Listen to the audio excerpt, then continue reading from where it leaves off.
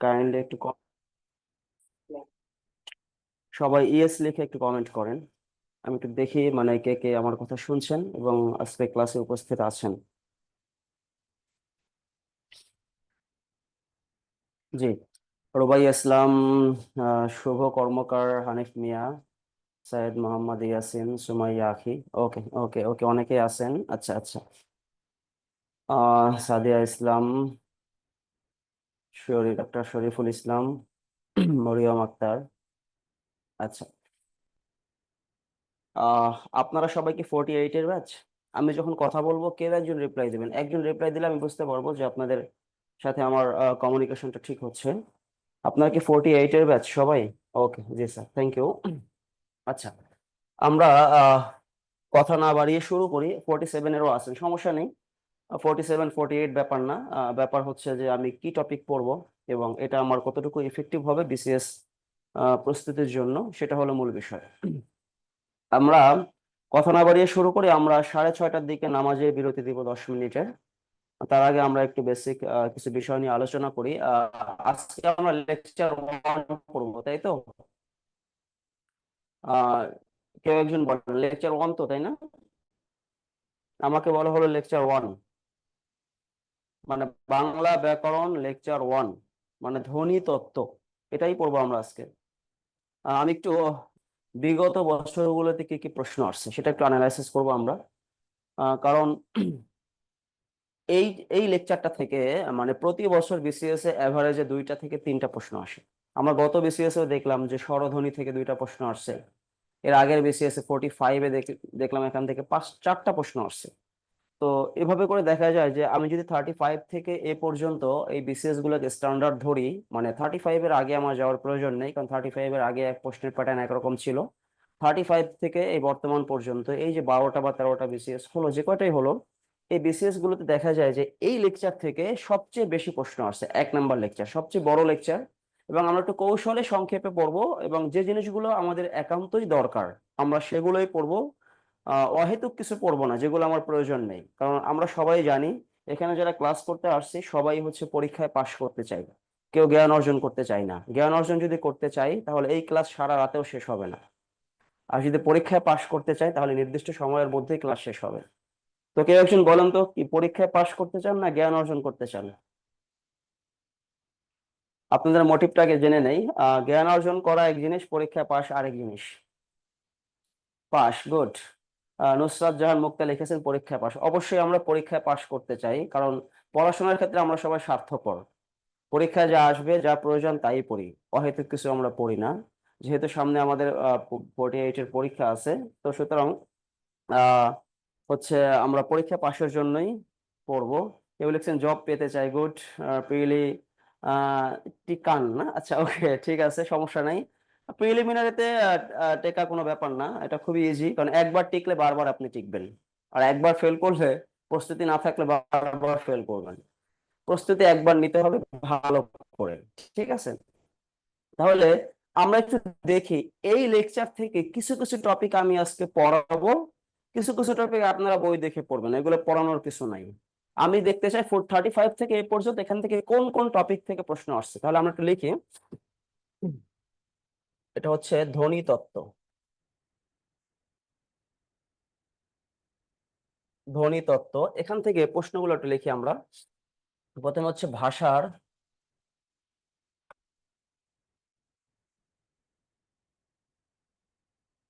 ভাষার ইতিহাস, তারপরে ভাষার ইতি,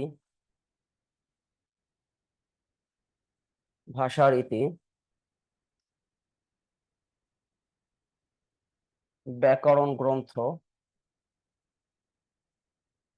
অক্ষর, অক্ষর,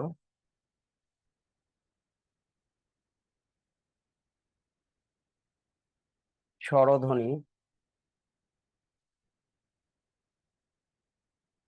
ব্যঞ্জন ধ্বনি,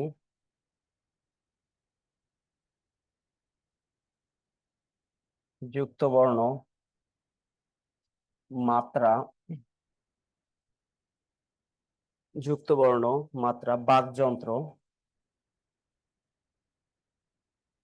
আর মাঝে মাঝে ধ্বনি পরিবর্তন থেকে কিছু প্রশ্ন আসে, আমরা লিখি ধ্বনির পরিবর্তন। আজকে লেকচার থেকে এই যে টপিক গুলো লিখলাম, এই টপিক গুলোর বাইরে আমরা আসলে তেমন কোনো প্রশ্ন দেখি না, এই টপিক গুলোর মধ্যে থেকে প্রশ্ন আসে, কেমন? আচ্ছা, এখন আসি বিগত বছরগুলোতে সবচেয়ে বেশি প্রশ্ন আসছে এই যে স্বরধ্বনি থেকে, সবচেয়ে বেশি প্রশ্ন আসছে স্বরধ্বনি থেকে, ব্যঞ্জন ধ্বনি থেকে, আর হচ্ছে আমার এই অক্ষর থেকে প্রশ্ন আসছে। আরেকটা প্রশ্ন আসে, সেটা লিখে ফেলি আমরা, মাঝে মাঝে দেখা যায়, সেটা বিসিএস না আসলে অন্যান্য পরীক্ষা আসে, সেটা হচ্ছে উপাদান উপকরণ। উপাদান, আরেকটা হচ্ছে উপকরণ।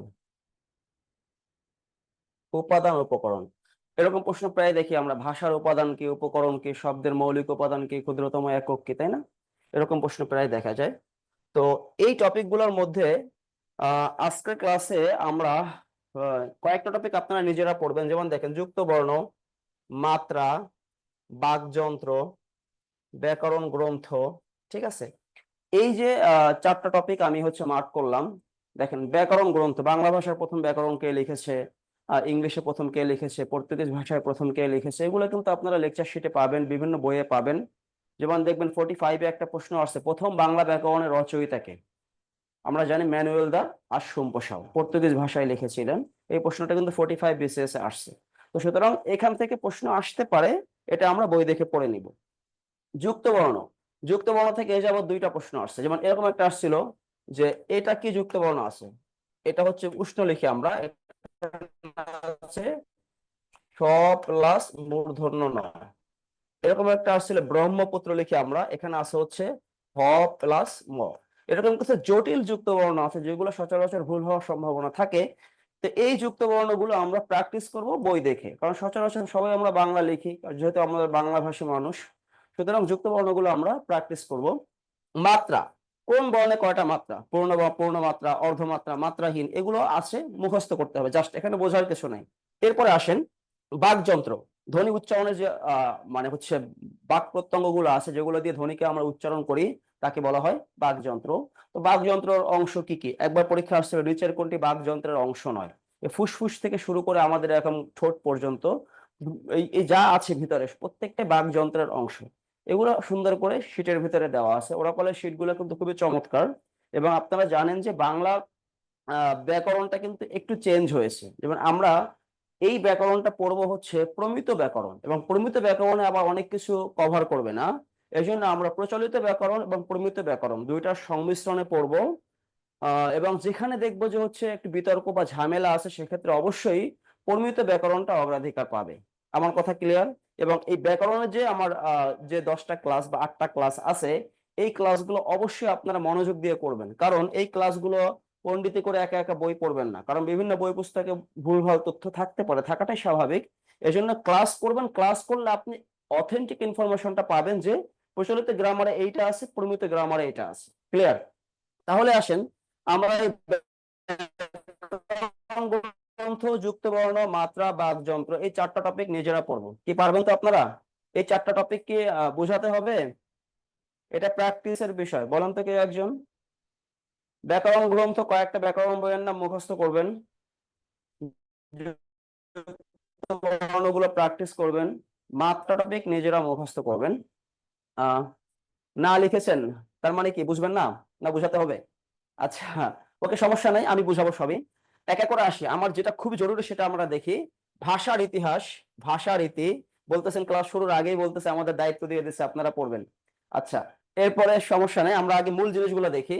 ধ্বনির পরিবর্তন, উপাদান উপকরণ, পরিচিতি, অক্ষরে, এই যে টপিকগুলো আমরা লিখলাম, এই টপিকগুলো একটু আমরা প্রত্যেকটা আজকে ক্লাসে ইনশাল্লাহ কভার করার ট্রাই করব।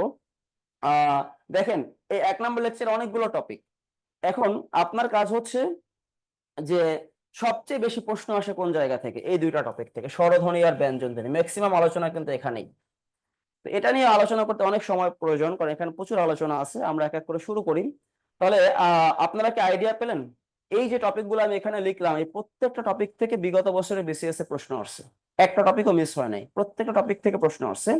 সুতরাং কথা মাঝে মাঝে বাধে। আচ্ছা, এখন কি কথা শোনা যাচ্ছে? আহ সুমাইয়া লিখেছেন, এখন কি কথা শুনতে পাচ্ছেন? হ্যালো। আচ্ছা, একটু নেটের প্রবলেম হতে পারে। আচ্ছা, ওকে, থ্যাংক ইউ। তাহলে আমরা শুরু করি ভাষার ইতিহাস। আমরা ভাষার ইতিহাস দিয়ে শুরু করি, মানে বাংলা ভাষার ইতিহাস। ক্লিয়ার?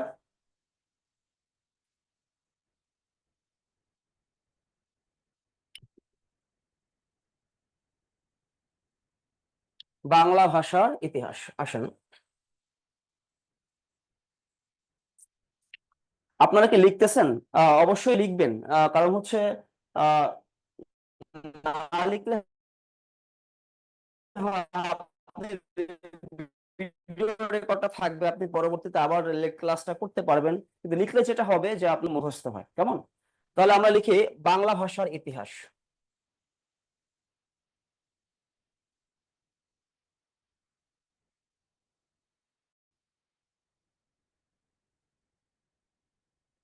বাংলা ভাষার ইতিহাস।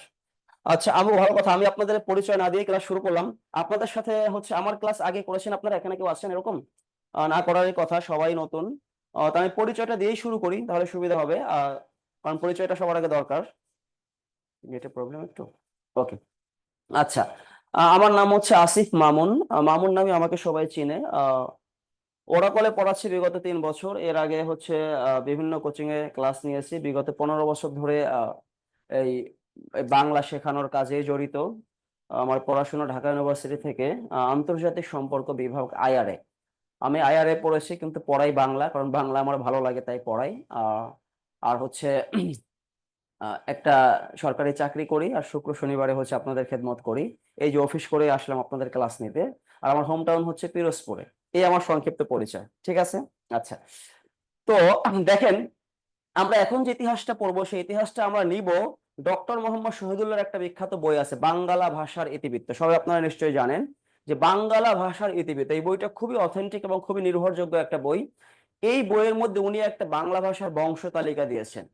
সেই বংশ তালিকা থেকে আমরা তথ্য নিব, এবং এখান থেকে সব BCS এ এর আগে 2টা প্রশ্ন আসছে। তাহলে আমরা বাংলা ভাষার ইতিহাস যখন খুঁজতে যাব, ওকে, পিরোজপুর থেকে সাদিয়া আফরোজ আছেন, ওকে, থ্যাংক ইউ। আপনারা ম্যাক্সিমাম মনে হয় ঢাকার বাইরে থেকে, তাই না? হচ্ছে আমি স্বরূপকাঠি উপজেলাতে। সাদিয়া আফরোজ কোন উপজেলা আমাকে জানাবেন। আচ্ছা, তো দেখেন, পৃথিবীতে যতগুলো ভাষা আছে, পৃথিবীতে যত ভাষা আছে, 7,000-এর অধিক ভাষা আছে পৃথিবীতে। এই ভাষাগুলোকে ভাষা বিজ্ঞানীরা টোটাল 12টা পরিবারে ভাগ করছেন। এই 12টা পরিবারের মধ্যে সবচেয়ে বড় পরিবার বা গোষ্ঠীর নাম হচ্ছে ইন্দো ইউরোপীয়। আপনারা নিশ্চয়ই নাম শুনেছেন, ইন্দো ইউরোপীয়। আমরা এটা লিখি এখানে তাহলে, ইন্দো ইউরোপীয়।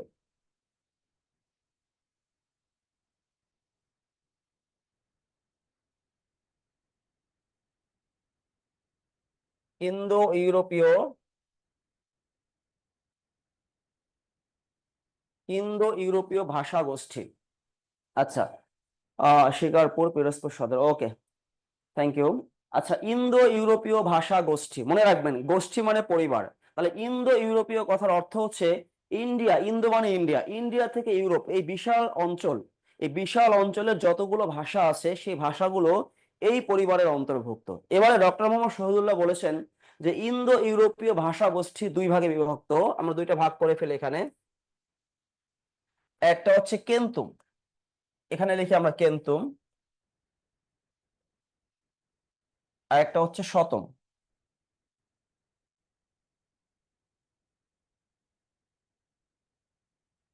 কেন্তুম আর শতম কোনো ভাষার নাম না, এটা হচ্ছে একটা ক্যাটাগরির নাম। কেন্তুম বলতে 100 সংখ্যা, শতম বলতেও কিন্তু 100 সংখ্যাকে বোঝায়। তার মানে কেন্তুম, এই এই এই যে মানে শ্রেণীবিন্যাসের মধ্যে অনেকগুলো ভাষা আছে, মনে রাখবেন।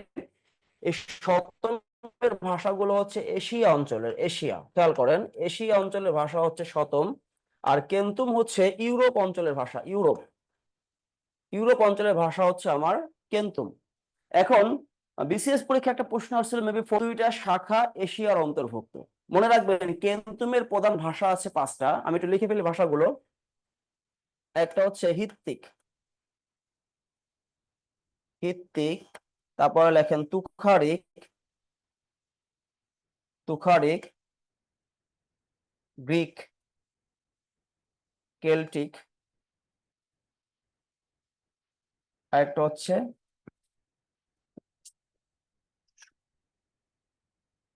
জার্মানিক। দেখেন এখানে পাঁচটা ভাষা, হিত্তিক, তুখারিক, গ্রিক, কেল্টিক, আর একটা হচ্ছে জার্মানিক, জার্মান। তার মানে এই পাঁচটা প্রধান ভাষা হচ্ছে ইউরোপ অঞ্চলের ভাষা। বলা হয়ে থাকে ইউরোপ অঞ্চলে যতগুলো দেশ, যতগুলো দেশের যতগুলো ভাষা আছে, এই ভাষাগুলো প্রধানত এখান থেকে উৎপত্তি হয়েছে। বলা হয়ে থাকে জার্মানিক থেকে ইংরেজির উৎপত্তি, এই কেল্টিক মানে ইতালির ভাষা, সেখান থেকে বিভিন্ন ইউরোপ কান্ট্রির ভাষার উৎপত্তি হয়েছে, গ্রিক থেকে রোমান ভাষার উৎপত্তি হয়েছে। এখন আসেন এই যে ভাষাগুলো আছে এর মধ্যে দেখেন এই গ্রিস, এই কেল্টিক, এই গ্রিস, ইতালি এবং জার্মানি তিনটা দেশ কিন্তু বর্তমানে ভৌগোলিকভাবে এশিয়ার। কিন্তু দেখা যায় যে হিত্তিক এবং তুখারিক এই দুইটা দেশ মূলত, হিত্তিক বলতে বোঝায় এশিয়া মাইনর বা মধ্য এশিয়া। এই মধ্য এশিয়া অঞ্চলটা হচ্ছে হিত্তিক অঞ্চল, বা মধ্য এশিয়া অঞ্চলের ভাষা হচ্ছে হিত্তিক ভাষা থেকে আসছে। আর তুখারিক হচ্ছে তুর্কমেনিস্তানের ভাষা। দেখেন তুর্কমেনিস্তান বর্তমানে কিন্তু এশিয়ার অন্তর্ভুক্ত। তার মানে ভৌগোলিক দিক থেকে এটা, ভৌগোলিক ভৌগোলিক দিক থেকে ভৌগোলিক দিক থেকে এটা কোথার, এশিয়ার। দেখেন বিসিএস এটা চমৎকার একটা প্রশ্ন আসছে, যদিও চমৎকার বলা ঠিক হবে না, কঠিন প্রশ্ন। কারণ এটা পারা কিন্তু খুব টাফ, এবং এই প্রশ্নের উত্তরটা কিন্তু ডক্টর মোহাম্মদ শহীদুল্লাহ সেই বাংলা ভাষা রীতিবৃত্ত বইয়ের মধ্যে আছে। সেখানে বলা ছিল যে কেন্তুমের কোন দুইটা শাখা এশিয়ার অন্তর্ভুক্ত। এই প্রশ্নটা একটু গ্যাপ আছে, বলা উচিত ছিল এরকম যে কেন্তুমের কোন দুইটা শাখা ভৌগোলিক ভাবে এশিয়ার অন্তর্ভুক্ত। তো ভৌগোলিক ভাবে হলে আমরা বলতে পারতাম যে হিত্তিক এবং তুখারিক এই দুইটা যে রিজিয়ন বা অঞ্চলটা, এটা বর্তমানে এশিয়া মহাদেশের অন্তর্ভুক্ত। কারণ আমরা জানি ভাষার পার্থক্য মূলত হয় ভৌগোলিক কারণে। পৃথিবীতে যত ভাষা আছে প্রত্যেকটা ভাষার ডিফারেন্স হচ্ছে ভৌগোলিক কারণে। দেখবেন বর্ডার ক্রস করলেই ইন্ডিয়ার মানুষরা হিন্দি বলে, আমরা বাংলা বলি। বা হচ্ছে আমাদের বাংলাদেশের ছোট্ট অঞ্চল, সেখানে এক এক অঞ্চলের মানুষের ভাষা এক এক রকম। এই যে ভাষার বৈচিত্র্য বা পার্থক্য, এটা মূলত ভৌগোলিক কারণেই হয়। এবং ভৌগোলিক কারণে শুধু ভাষা না, মানুষের মানে হচ্ছে চাল চলন, আচার ব্যবহার, শক্তিমত্তা, ক্ষমতা, সাহস, দুর্বলতা, সবকিছুই কিন্তু মানে জিওগ্রাফি বা ভূগোল বা পরিবেশ মানুষকে প্রভাবিত করে, যেমন ভাষা প্রভাবিত করে। আচ্ছা, তাহলে আমরা এটা আনসার পেয়েছি যে হিত্তিক এবং তুখারিক হচ্ছে এশিয়ার অন্তর্ভুক্ত। এটা বিসিএস পরীক্ষা আসছিল। কেমন, এখান থেকে আর কিছু পড়ার প্রয়োজন নাই। আমরা পড়বো শতম, কারণ আমরা জানি আমাদের বাংলা ভাষা আসবে কোত্থেকে, শতম থেকে। কেন, শতম হচ্ছে এশিয়া অঞ্চলের ভাষার অন্তর্ভুক্ত। এখন আসেন এই শতমের মধ্যে প্রধান ভাষা আছে চারটা। একটা হচ্ছে এর মধ্যে চারটা যে প্রধান ভাষা, একটা হচ্ছে বাল্টো স্লাভিক, আরমানিক, আলবানিক, আর একটা হচ্ছে ইন্দো ইরানীয়। আমি যেহেতু একটা নিব, কারণ বড় ছক আমার পড়ার প্রয়োজন নাই, আমি একটা নিব, কারণ যেখান থেকে আমার বাংলা আসছে আমি সেটাই নিব। কেমন, তাহলে আমরা লিখি শতম থেকে আসছে ইন্দো ইরানীয়।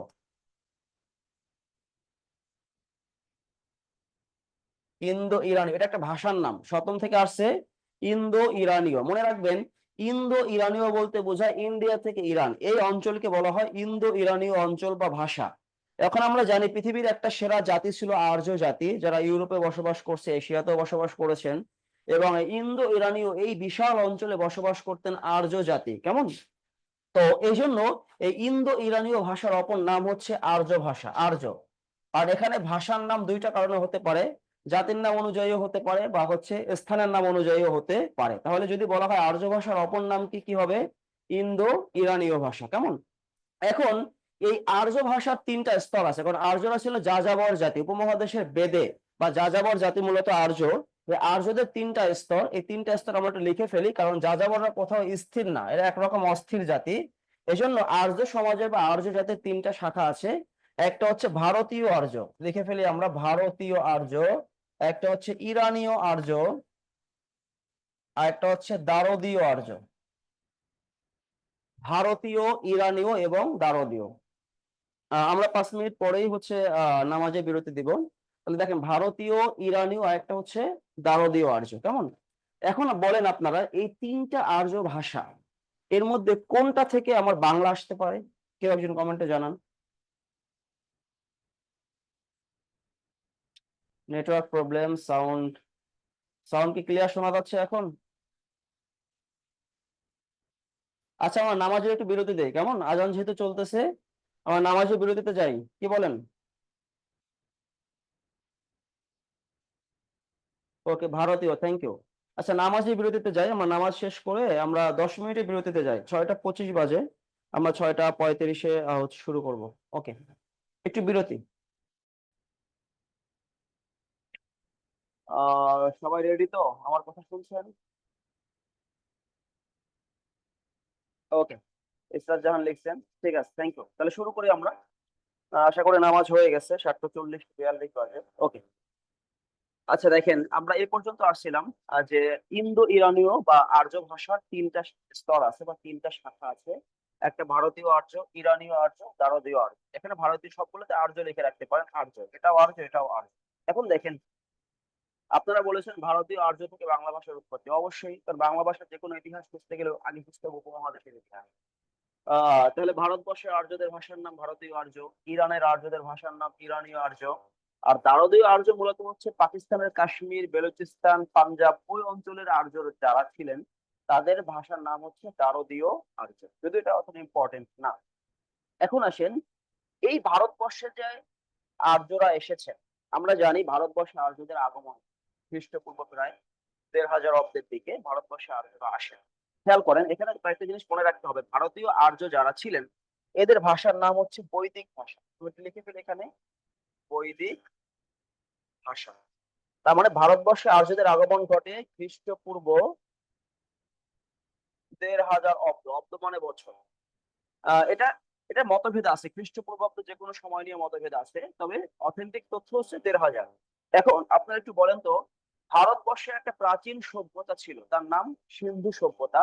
এই সিন্ধু সভ্যতার সূচনা ঘটে কবে? আমি একটু লিখে ফেলে এখানে, সিন্ধু সভ্যতা। তো বুঝে নিয়ে একটু, এই সিন্ধু সভ্যতার সূচনা ঘটে খ্রিস্টপূর্ব 3500 অব্দ। তাহলে ভারতবর্ষে সিন্ধু সভ্যতার সূচনা ঘটে খ্রিস্টপূর্ব 3500 অব্দ, আর ভারতবর্ষে আর্যরা আসে খ্রিস্টপূর্ব 1500 অব্দ। তার মানে খ্রিস্টপূর্বাব্দ সময়টা কম। তাহলে এই 3500 থেকে 1500 মাঝখানে প্রায় 2000 বছর, বলা হয়ে থাকে এই 2000 বছর ভারতবর্ষে সিন্ধু সভ্যতা টিকে ছিল। এবং সিন্ধু সভ্যতার পরবর্তী সভ্যতার নামই হচ্ছে আর্য সভ্যতা। ক্লিয়ার?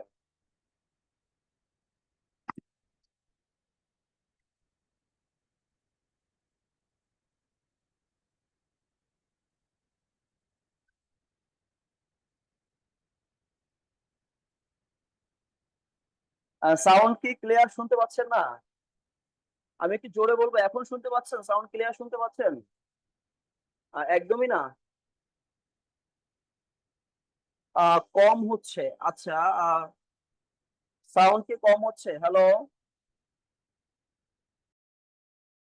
জোরে বলি আপনাদের সুবিধার্থে, আমি একটু জোরে বলি। ভয়েস কি ওকে, আচ্ছা, আমি একটু জোরে বলি, ঠিক আছে? ওকে ওকে ওকে, ঠিক আছে ঠিক আছে, থ্যাংক ইউ। টেকনিক্যাল প্রবলেম, কিছু করার নেই। কখন কি প্রবলেম হয় বোঝা যাচ্ছে না। আচ্ছা ঠিক আছে, একটু আমরা অ্যাডজাস্ট করে নেই। আমি একটু জোরে বলি, আপনারা শুনে নিন, পাইখানা তো আমি বোর্ডে লিখবই।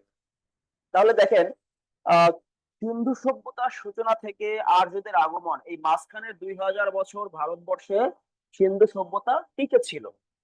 তাহলে বলা হয় তাকে সিন্ধু সভ্যতার পরবর্তী সভ্যতার নামই হচ্ছে আর্য সভ্যতা। এবং অনেকে বলেছেন আর্যরা এসে সিন্ধু সভ্যতাকে ধ্বংস করেছেন, এরকম অনেক মতভেদ আছে। তো যাই হোক, এখন আমার প্রশ্ন হচ্ছে, এই যে 2000 বছর ভারতবর্ষের মানুষরা কি ভাষায় কথা বলেছে, এবং ভারতবর্ষে কোন কোন জাতি ছিল, এবং এদেরকে আমরা কি বলবো ইতিহাস। এখন এখানে আমরা একটা ভাগ করব, দেখি। ভারতীয় আর্যদের ভাষার নাম বৈদিক ভাষা। এখন এখানে আমরা একটা শ্রেণী করব। এই আমি একটু অপরিচিত চলে যাই। দেখেন, এখানে আমি একটু লিখে ফেলি তাহলে, ভারতীয় আর্য, ভারতীয় আর্য, ভারতীয় আর্য, কেমন?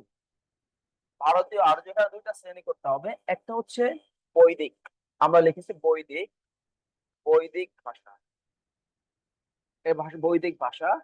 আরেকটা ভাষা লিখবো হচ্ছে আদিম প্রাকৃত ভাষা,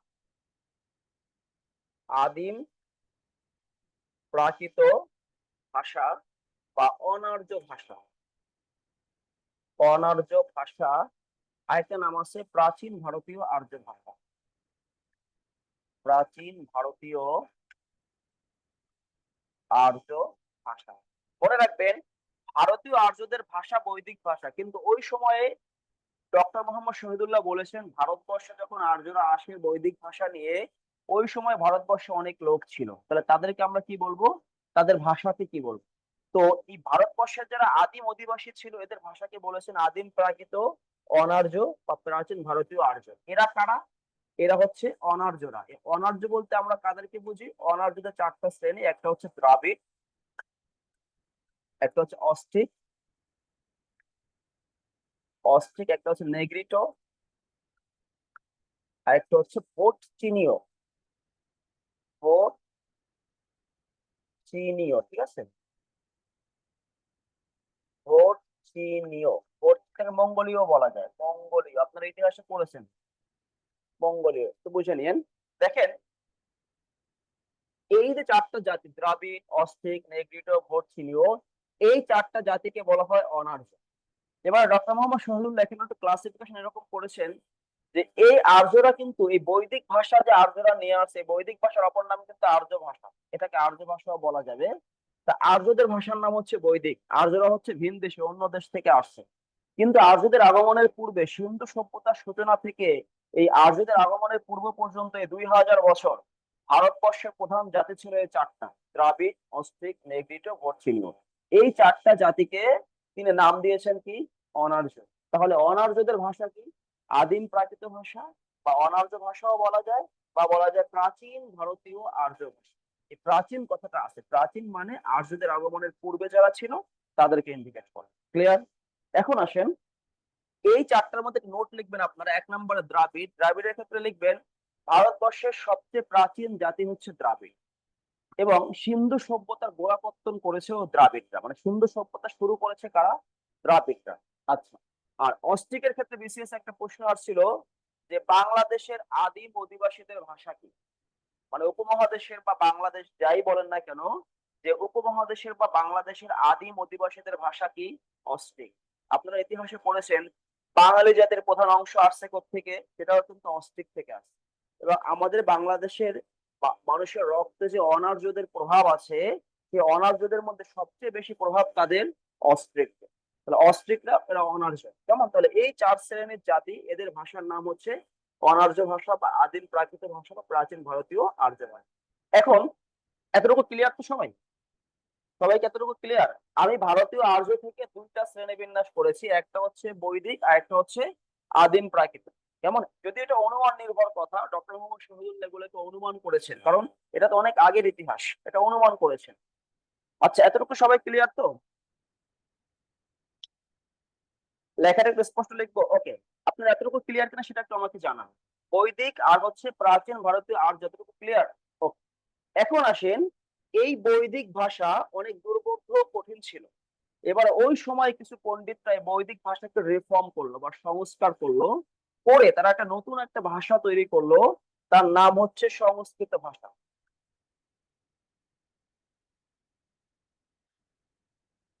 এই সংস্কৃত ভাষা আসছে থেকে? বৈদিক থেকে। এবং এই ভাষা সৃষ্টি হয় বা তৈরি হয় খ্রিস্টপূর্ব 400 অব্দ। 400 অব্দ। কার হাতে? তার নাম হচ্ছে পাণিনি। পাণিনি একজন বিখ্যাত ব্যাকরণবিদ। এই পাণিনির হাতে খ্রিস্টপূর্ব 400 অব্দে আমার এই সংস্কৃত ভাষাকে বিধিবদ্ধ করা। ক্লিয়ার? এখন আপনারা বলেন, আমার বাংলা ভাষা কোত্থেকে আসবে? সংস্কৃত থেকে বাংলা আসবে, নাকি প্রাচীন ভারতীয় আর্য থেকে বাংলা আসবে? কেউ একজন বলেন তো, বাংলা কোত্থেকে আসতে পারে? কি মনে হয় আপনার কাছে? ভেবে চিন্তে বলবেন, কারণ বাংলার মধ্যে অসংখ্য, বাংলা ভাষার মধ্যে 45% সংস্কৃত শব্দ আছে, কম না কিন্তু, প্রায় অর্ধেক। বলেন তো, আমার বাংলা আসবে কোত্থেকে?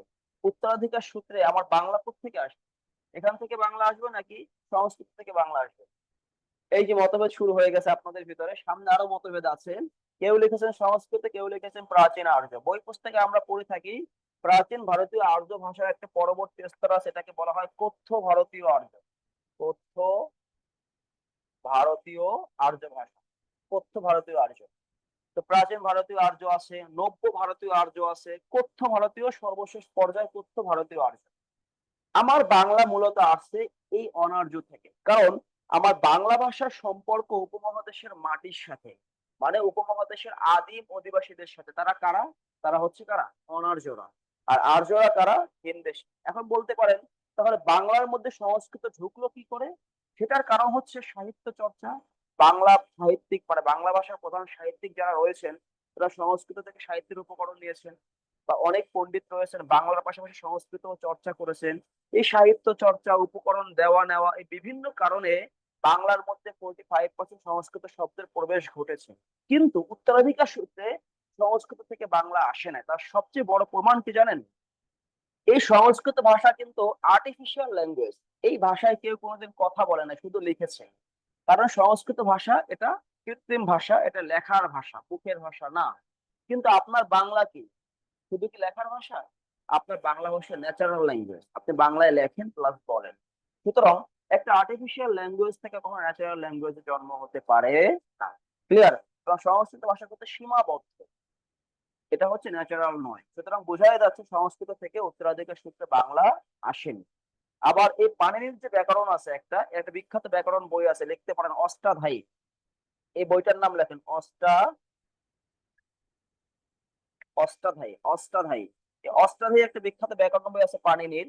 এই অষ্টাধ্যায়ী বই থেকে বাংলা ব্যাকরণের অসংখ্য সূত্র নেওয়া হয়েছে। আমরা যে বাংলা ব্যাকরণের নিয়ম কানুন গুলো পড়ি, এগুলো কিন্তু অষ্টাধ্যায়ী থেকে নেওয়া হয়েছে। তার মানে মূল ভাবধারা আসছে সংস্কৃত থেকে। এই কারণে বাংলার মধ্যে সংস্কৃত ভাষার প্রবেশ ঘটেছে। কথা ক্লিয়ার? বুঝতে পারছেন সবাই? ওকে। এখন আমরা দেখি এই প্রাচীন ভারতীয় আর্য ভাষা, আমরা কথ্য ভারতীয় আর্য, এখান থেকে 5টা ভাষা আছে। সবগুলো আমি লিখবো না, একটা লিখবো। আমি একটু বলে রাখি, একটা হচ্ছে পালি, একটা প্রাচীন শৈবশনী, একটা প্রাচীন উদিচ্য, একটা হচ্ছে অশোক লিপি, একটা হচ্ছে প্রাচীন প্রাচ্য। এই 5টা আমি একটা নিব, সেটা হচ্ছে প্রাচীন প্রাচ্য। প্রাচীন প্রাচ্য ভাষা। প্রাচীন প্রাচ্য, দেখেন এই কথ্য ভারতীয় আর্য থেকে আসছে প্রাচীন প্রাচ্য ভাষা। এই প্রাচীন প্রাচ্য কথার ভিতরেই কিন্তু বাংলা ভাষার একটা ধারণ পাওয়া যায়। যেমন দেখেন, প্রাচ্য বলতে আমরা বুঝি পূর্ব, আর প্রাচীন বলতে তো প্রাচীন কাল। প্রাচীন প্রাচ্য মানে প্রাচীন কালের পূর্ব অঞ্চলের ভাষা। যেমন দেখেন, আমার বাংলাদেশ উপমহাদেশের পূর্ব অঞ্চল, এই জন্য আমার বাংলাকে পাকিস্তান পিরিয়ডের পূর্বে বলা হতো পূর্ব বাংলা, পাকিস্তান পিরিয়ডে বলা হতো পূর্ব পাকিস্তান। কেন? কারণ বাংলাদেশ ভৌগোলিক ভাবে কোথায়? পূর্বে। তাহলে এই ভাষার ইতিহাসের ভিতরেও প্রাচীন প্রাচ্য মানেই এটা প্রাচীন কালের পূর্ব অঞ্চলের ভাষাকে মূলত ইন্ডিকেট করে। সুতরাং এই প্রাচীন প্রাচ্য থেকে মূলত বাংলা আসছে। এখন আসেন, এই প্রাচীন প্রাচ্য থেকে বিতর্ক আছে দুইজন মহাপণ্ডিতদের ভিতরে বিতর্ক। একজন হচ্ছে বলেছেন বাংলা ভাষা আসছে মাগধী প্রাকৃত থেকে, মাগধী প্রাকৃত। আরেকজন বলেছেন বাংলা আসছে থেকে গৌড়ীয় প্রাকৃত। এখন আসে এই জিনিসটা কি যেটা বুঝতে হবে, এটা অনেকে আমরা না বুঝে মুখস্থ করি। এই যে প্রাকৃত, এটা ব্যাখ্যা লিখবেন যে সাধারণ মানুষের মুখের ভাষা। সাধারণ মানুষের মুখের প্রাকৃত হচ্ছে কি? সাধারণ মানুষের মুখের ভাষা হচ্ছে। এটা পরীক্ষায় কিন্তু আসছিল, এবং এমন প্রশ্ন পরীক্ষা আসে, বাংলা ভাষা কোন ভাষা থেকে আসে? অপশনে থেকে প্রাকৃত। অবশ্যই, কারণ গৌড়ীয় প্রাকৃত মানব প্রাকৃত, মাগধী প্রাকৃত মানব কিন্তু প্রাকৃত। এখন প্রাকৃত ভাষা কি? প্রাকৃত ভাষা হচ্ছে সাধারণ মানুষের মুখের ভাষা। এই যে আমি আপনি যে লোকাল ল্যাঙ্গুয়েজে কথা বলি, সাধারণ যে ভাষায় কথা বলি, এটাই কিন্তু প্রাকৃত ভাষা। এবং দেখবেন যত প্রাকৃত ভাষা আছে, সে ভাষার সাথে একটা স্থানের নাম আছে।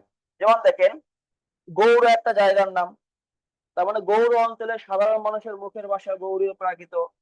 মগধ একটা জায়গার নাম, ভারতবর্ষের একটা প্রদেশের নাম, তাহলে মগধ অঞ্চলের সাধারণ মানুষের মুখের ভাষা মাগধী প্রাকৃত। আরেকটা আছে মহারাষ্ট্রে প্রাকৃত, মহারাষ্ট্র একটা জায়গার নাম। এখন মনে করেন কেউ যদি বলে, কারো বাড়ি মনে করেন নোয়াখালী, সে পানিকে কি বলবে? পানিকে বলবে কি? হানি। এখন আমি বলতে পারি হানি একটা নতুন ভাষা, এটা হচ্ছে নোয়াখালী প্রাকৃত। কি বলা যায়? কি ঠিক আছে বলেন তো? মনে করেন কারো বাড়ি যশোর, যশোরের মানুষরা ছেলেকে বলে সাওয়াল, সাওয়ালকে আমরা বলতে পারি কি? যশোরী প্রাকৃত। ঠিক অনুরূপ ভাবে প্রাকৃতের ব্যাখ্যাটা এমনই যে সাধারণ মানুষরা যে ভাষায় কথা বলে, ওই অঞ্চলের ভাষাকে বলা হয় ওই অঞ্চলের প্রাকৃত। ঠিক অনুরূপ ভাবে এবারে এই মাগধী প্রাকৃত থেকে বাংলা ভাষার উৎপত্তি হয়েছে। আমি সরাসরি লিখে ফেলি বাংলা, এবং এই সালটা হচ্ছে 950 সাল। 950 সাল বা দশম শতাব্দী। এই মতামতটা দিয়েছে ডক্টর সুনীতি কুমার, সংক্ষেপে লিখে রাখি সুনীতি। এটা পরীক্ষায় কিন্তু আসে, ডক্টর সুনীতি কুমার চট্টোপাধ্যায়। যশোরের ছেলেকে সাওয়াল বলে না? আচ্ছা, সমস্যা না, যশোর না হলে খুলনা ওই অঞ্চলে বলে, ঠিক আছে। আচ্ছা, বাগেরহাট ওই অঞ্চলে বলে। যাই হোক, মনে করেন যে হচ্ছে এরকম অনেক লোকাল ল্যাঙ্গুয়েজ আছে, তাই না? এগুলো আপনারা বুঝে নিয়েন। তো দেখেন এই জায়গাতে এই যে মাগধী প্রাকৃত, এখান থেকে বাংলা আছে 950। যশোরের ছেলেকে কি বলে আপনি একটু জানাবেন? ডক্টর সুনীতি কুমার চট্টোপাধ্যায়। তাহলে এরকম স্পেসিফিক যদি প্রশ্ন আসে, সুনীতি কুমারের মতে বাংলা ভাষা কোত্থেকে আসছে? মাগধী প্রাকৃত। কত সালে? 950 সাল। এখন দেখেন সুনীতি কুমারের মত হচ্ছে, উনি বলেছেন যে মগধ অঞ্চলের সাধারণ মানুষের যে মুখের ভাষা, সেই ভাষার সাথে বর্তমান বাংলা ভাষার মিল পাওয়া যায় বেশি। এই জন্য উনি মত দিয়েছেন মাগধী প্রাকৃত থেকে বাংলা ভাষা। গেল একটা মত। শহীদুল্লাহ বলেছেন না, উনি বলেছেন গৌড়ীয় প্রাকৃত থেকে বাংলা আসছে। কেন বলেছেন এটা ব্যাখ্যা করে দিচ্ছে, দেখেন একটা স্লাইড নেই, আমি লিখি গৌড়ীয় প্রাকৃত। গৌড়ীয় প্রাকৃত। এবারে ব্যাখ্যা দিয়ে দেখেন, আপনারা এরকম পড়েছেন, মনে পড়ে কিনা দেখেন, হস্ত, তারপরে হন্থ, তারপরে হাত। 9 10 ব্যাকরণ বই আগে পড়েছি আমরা। তারপরে চন্দ্র, তারপরে চন্দ, তারপরে চাঁদ। ঠিক আছে, এরকম কর্মকার, কম্ম আর কামার, মনে পড়ে? এখানে দেখেন এই প্রথম ভাষাটাকে আমরা বলেছি তৎসম। কি বলেছি? তৎসম। আর এটাকে আমরা বলেছি তদ্ভব। তাহলে এই মাঝখানেরটা কি বলেন তো কেউ একজন? মাঝখানে হন্থ এবং চন্দ্র, এটাকে কি ভাষা বলবেন? কমেন্ট প্লিজ, দ্রুত কমেন্ট করেন। তৎসম আর তদ্ভব, মাঝখানেরটা কি? কথা শুনতে পাচ্ছেন? তৎসম এবং হাফ তৎসম, অর্ধ তৎসম, তাই তো? এটা অনেকেই বলবেন নো, এটা হচ্ছে প্রাকৃত, এটা অর্ধ তৎসম নয়। কারণ দেখেন অর্ধ তৎসম শব্দগুলো কিন্তু শুদ্ধ, কিন্তু প্রাকৃত শব্দগুলো অশুদ্ধ। আপনি হস্ত বলবেন, নয়তো হাত বলবেন, চন্দ্র নয়তো চাঁদ, কেউ কি হংস আর চন্দ্র কিন্তু কেউ বলবে না। তার মানে হ্যাঁ, কেউ বলবে না বলতে শুদ্ধ ভাষায় এটা বলা হয় না, এটা হচ্ছে একটা অশুদ্ধ রীতিতে বলা হয়। যে হংস চন্দ্র এগুলো লোকাল ল্যাঙ্গুয়েজে মানুষ বলতে পারে অশুদ্ধ রীতিতে, এটা কিন্তু প্রাকৃত। এটা কিন্তু প্রাকৃত। এবং এই প্রাকৃতই কিন্তু এই গৌড়ীয় প্রাকৃত আর মাগধী প্রাকৃত। ক্লিয়ার? এবং এই জন্য বলা হয় যে বাংলা ভাষার উৎপত্তি হয়েছে কোত্থেকে? প্রাকৃত থেকে। এই জন্য দেখবেন এই তদ্ভবকে বলা হয় কি বাংলা জানেন? খাঁটি বাংলা। তদ্ভবকে কি বাংলা বলে? খাঁটি বাংলা। কেন বলে এটা জানেন? কারণ যে শব্দগুলো প্রাকৃতের মাধ্যমে আসছে সেগুলো কিন্তু শুধু বাংলা না, খাঁটি বাংলা। এরকম অনেক শব্দ আপনারা পড়বেন শব্দের ক্লাসে। তাহলে এই জন্য ডক্টর মোহাম্মদ শহীদুল্লাহ বলেছেন যে গৌড়ীয় প্রাকৃতের পরবর্তী স্তর হচ্ছে গৌড়ীয় অপভ্রংশ। নিশ্চয়ই আপনারা পড়েছেন অপভ্রংশ, গৌড়ীয় অপভ্রংশ। এই অপভ্রংশ মানে কি জানেন? অপভ্রংশ মানে হচ্ছে অশুদ্ধি, অশুদ্ধি বা বিচ্যুতি। অপভ্রংশ মানেই কিন্তু অশুদ্ধি বা বিচ্যুতি। দেখেন আমার হচ্ছে এই হস্ত থেকে হন্ত আসছে, এই যে হন্তটা কি শুদ্ধ না অশুদ্ধ? অবশ্যই অশুদ্ধ। এই জন্য উনি ব্যাখ্যা দিয়েছেন গৌড়ীয় প্রাকৃতিক পরবর্তী স্তরের নাম হচ্ছে গৌড়ীয় অপভ্রংশ। ক্লিয়ার? এরপরে উনি বলেছেন গৌড়ীয় অপভ্রংশ থেকে তিনটা বাংলা ভাষার উৎপত্তি হয়েছে, তিনটা। একটা হচ্ছে বিহারি বাংলা, একটা হচ্ছে বিহারি, একটা হচ্ছে উড়িয়া, একটা হচ্ছে বঙ্গ কামরূপী। বঙ্গ কামরূপী, বিহারি, উড়িয়া এবং বঙ্গ কামরূপী। তার মানে বিহার অঞ্চলের বাংলা বিহারি বাংলা, উড়িষ্যা প্রদেশের বাংলা উড়িয়া বাংলা। আর বঙ্গ কামরূপী থেকে আসছে দুইটা বাংলা, একটা হচ্ছে অহমিয়া, অহমিয়া হবে এটা, অহমিয়া। এটা হচ্ছে আসাম প্রদেশের বাংলা অন্তস্থ, এটা আসাম প্রদেশের বাংলা। আর একটা হচ্ছে শুধু বাংলা, এই বাংলা হচ্ছে আমার বাংলাদেশের বাংলা। এই বাংলার উৎপত্তি হচ্ছে 650, 650 সাল। এটা বলেছে ডক্টর শহীদুল্লাহ। শহীদ সংক্ষেপে লিখলাম, ডক্টর মোহাম্মদ শহীদুল্লাহ। দেখেন তাহলে ডক্টর মোহাম্মদ শহীদুল্লাহর মতে কিন্তু বাংলা আসছে থেকে, মানে গৌড়ীয় প্রাকৃত থেকেই আসছে। কত সালে? 650 সালে। উনি এই ব্যাখ্যাটা ক্লিয়ার করেছেন। কারণ আমরা জানি শুধু আমাদের বাংলাদেশের মানুষই বাংলায় কথা বলে না, ভারতের পশ্চিমবঙ্গ, বিহার, উড়িষ্যা, আসাম, মেঘালয় এই অঞ্চলের মানুষ কিন্তু বাংলায় কথা বলে। এই জন্য উনি ব্যাখ্যাটা ক্লিয়ার করে দিয়েছেন যে গৌড়ীয় প্রাকৃতের পরে গৌড়ীয় অপভ্রংশ, এর পরে আসছে ধাপে ধাপে কি এই যে আমার বাংলা। ওকে, এখন আসেন আমরা যে ছকটা পড়লাম এখান থেকে পরীক্ষায় কি কি প্রশ্ন আসতে পারে। পরীক্ষায় বিসিএস এ পর্যন্ত দুইটা প্রশ্ন আসছে, প্রশ্ন দুটো আমি একটু আবার চলে যাই দেখি। বিসিএস এ প্রশ্ন আসছে দুইটা এখান থেকে।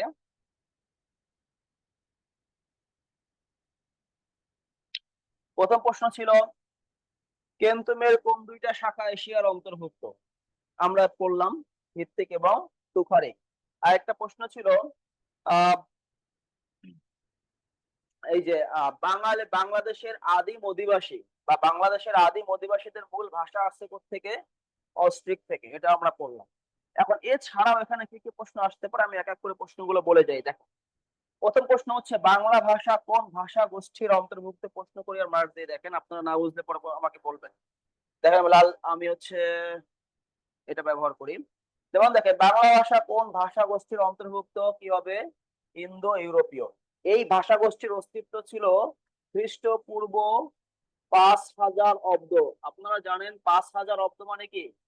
একটা সভ্যতার যাত্রা। মানে বা পৃথিবীর প্রাচীনতম সভ্যতার যাত্রা শুরু হয় খ্রিস্টপূর্ব কত অব্দে?